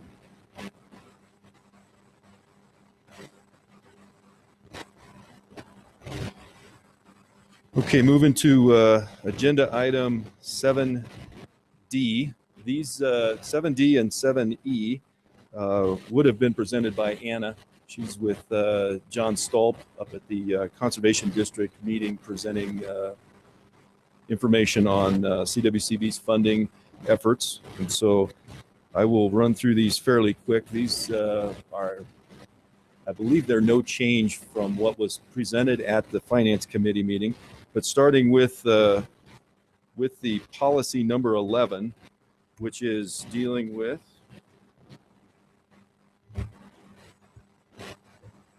the 100% financing of water projects, as Anna indicated at the Finance Committee meeting, the 90% limit that we have on funding projects sometimes creates some imbalance, especially when we get grant money contributed. It gets complicated to the borrowers. They're having trouble understanding what they should submit for invoices. And so this request to change the policy to 100% really lines us up with a lot of the other funding entities around, including the Water and Power Authority and rural development. And so this change is really more of an efficiency. We do understand that there may be situations where we look at a borrower's capacity to fund some of the project. Maybe our interest rates are really good and they would prefer to take all the money from us. The board always has the option to pull that back and fund less in order to distribute the money properly to other borrowers that may be coming online. So unless there are additional questions, I think I need to stop and ask for a motion to approve that. Any questions or discussion? Director Smith. Thank you, Mr. Chairman. And if there are not any other questions, I would move approval. I think there may be, but we can take discussion with the motion on the floor. I would move for approval of staff recommendation. Motion's been made by Director Smith. Is there a second? And seconded by Director Yon to adopt staff recommendation. Is there a discussion? Director McLeod. Thank you, Mr. Chairman. I'm not uncomfortable with the change in policy, Kurt, but I think that the language is a little bit ambiguous. When you look at the new red line paragraph, the second paragraph, it says for a private entity, comma, commercial borrowers and so on. But how does that distinguish from an agricultural private entity? Shouldn't we say a non-agricultural private entity? Because an agricultural borrower could be a private entity. Does that make sense to? And we did. I'm sorry. Go ahead. We did wrestle with that.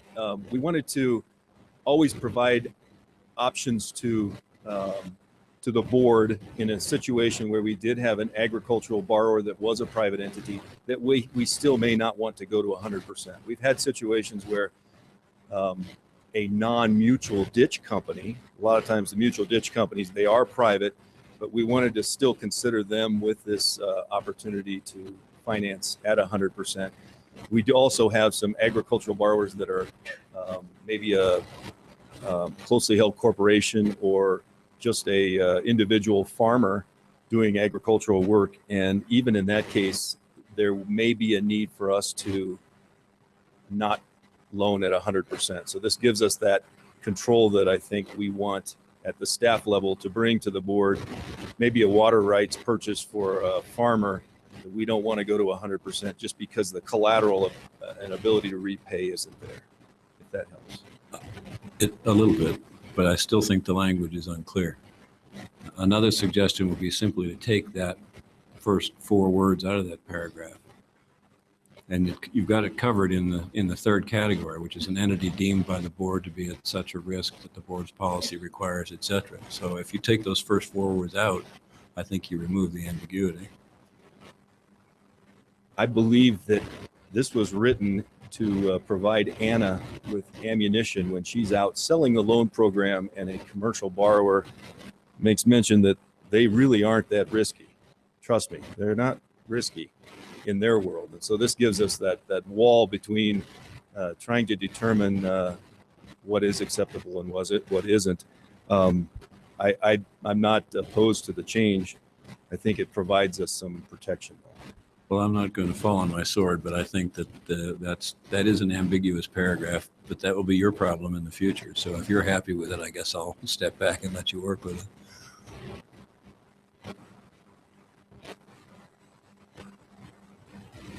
So how do you want to leave it? Do you want to try to change it here or leave them with some room yet to continue to?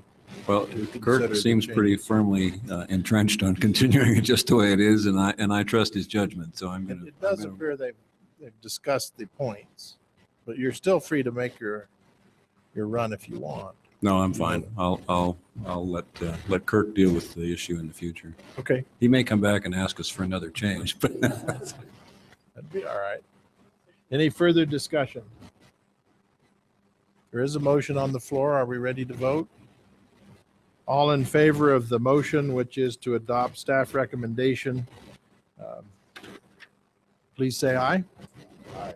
All opposed, no. Motion carries. Thank you. Agenda item 7E is a request to modify the policy that allows CWCB to help fund feasibility studies. This money was put in place years ago. We have spent the balance down, but I think it was funded at $200,000, and it was intended to help move projects through the loan program. We had some borrowers that really didn't have money to start the process, and maybe they went elsewhere because of that. Many of our borrowers run and hide when an engineer shows up and wants to do some work. So this, at the time, it allowed us to start mobilizing some ideas and pay for some engineering work for potential borrowers. And the limit at the time for the director to approve was $5,000. So there was little chunks that would go out, and many times that didn't do a lot. We did bring, I think, a couple of them to the board when they were over $5,000. It really tended to slow down the process. And so in line with the water plan and storage as a priority, we took a look at this policy and said, maybe if we could mobilize some money a little quicker. We looked at some of the other grant programs that CWCB has in place, and they have kind of a tolerance of about $50,000 for the director's signature to approve. And so we thought, well, let's take advantage of some of this momentum on storage and some cash that's available. And you will be hearing about the funding of this later this afternoon, but this sets up the policy change that allows an increase in the policy to $50,000 at the CWCB director level to approve a grant for feasibility study work focused on either eliminating a restriction on a reservoir or adding new storage components that will just mobilize a potential reservoir candidate to have additional storage. So that's the request, to increase the director's authorization up to $50,000 out of this fund. Questions or comments? Director McLeod? Sorry to be the nitpick today, Kirk, but in the second paragraph, we should refer to it as Colorado's water plan, which is its actual title. Yes, sir.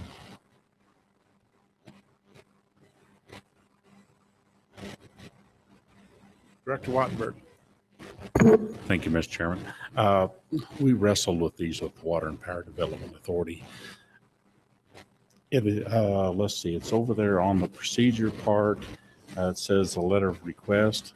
The applicant plans to apply for a loan. I guess, you've put the $50,000 out. Well, they do the feasibility study, and well, that was nice. I think I'll go somewhere else with my feasibility study. Is there some way to maybe make that a little bit more clear that you will apply for a loan, or you need to come back and get a letter of release from the board that maybe you need to either pay it back, or there's some special considerations that, I guess, something that keeps them in-house, so to speak. We have wrestled with this issue when we've probably gone back and forth. We don't know how to put a hook in. In some instances, we said, well, if they do come for a loan, maybe we should roll that $50,000 into the financing so that it becomes part of the loan. I think where we landed on this was the mission of the CWCB board and the activities with the WSRF. I would imagine anything that comes through the WSRF program, through the roundtables that has storage related, the benefit of storage, probably would be well received by this board. I think we were willing to accept the fact that we're moving projects towards more storage, and that the use of this money was applicable, whether it returned to us in a loan or went to the Water and Power Authority or even the bond market, but that our mission was still intact. Thanks, Kurt. Anything else? Are we ready for a motion? Director Hamill.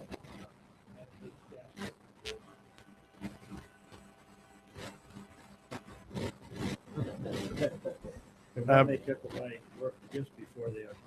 Okay, I'm sure there's a message in there for you somewhere. Quietly. Motion has been made by Director Hamill to adopt staff recommendation. Is there a second? Second by Director Smith. Is there discussion on the motion? Director Eklund. As amended by Director McLeod's catch on the water plan title. Thank you. The motion is to adopt staff recommendation as the amendment has been made to the verbiage of Colorado's water plan. All those in favor of the motion, please say aye. Aye. All opposed, no. Motion carries.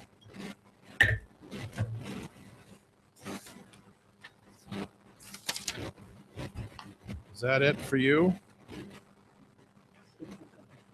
Thank you. It's lunchtime, I think. Am I right? So who does number 8? Who's ready? Do you want to wait through lunch? Are you staying for lunch, Steve? So do you mind if we serve your lunch and then we'll call you right back? It's the first item after lunch. Okay, that's what we will do. Return at 1 o'clock. We're in recess.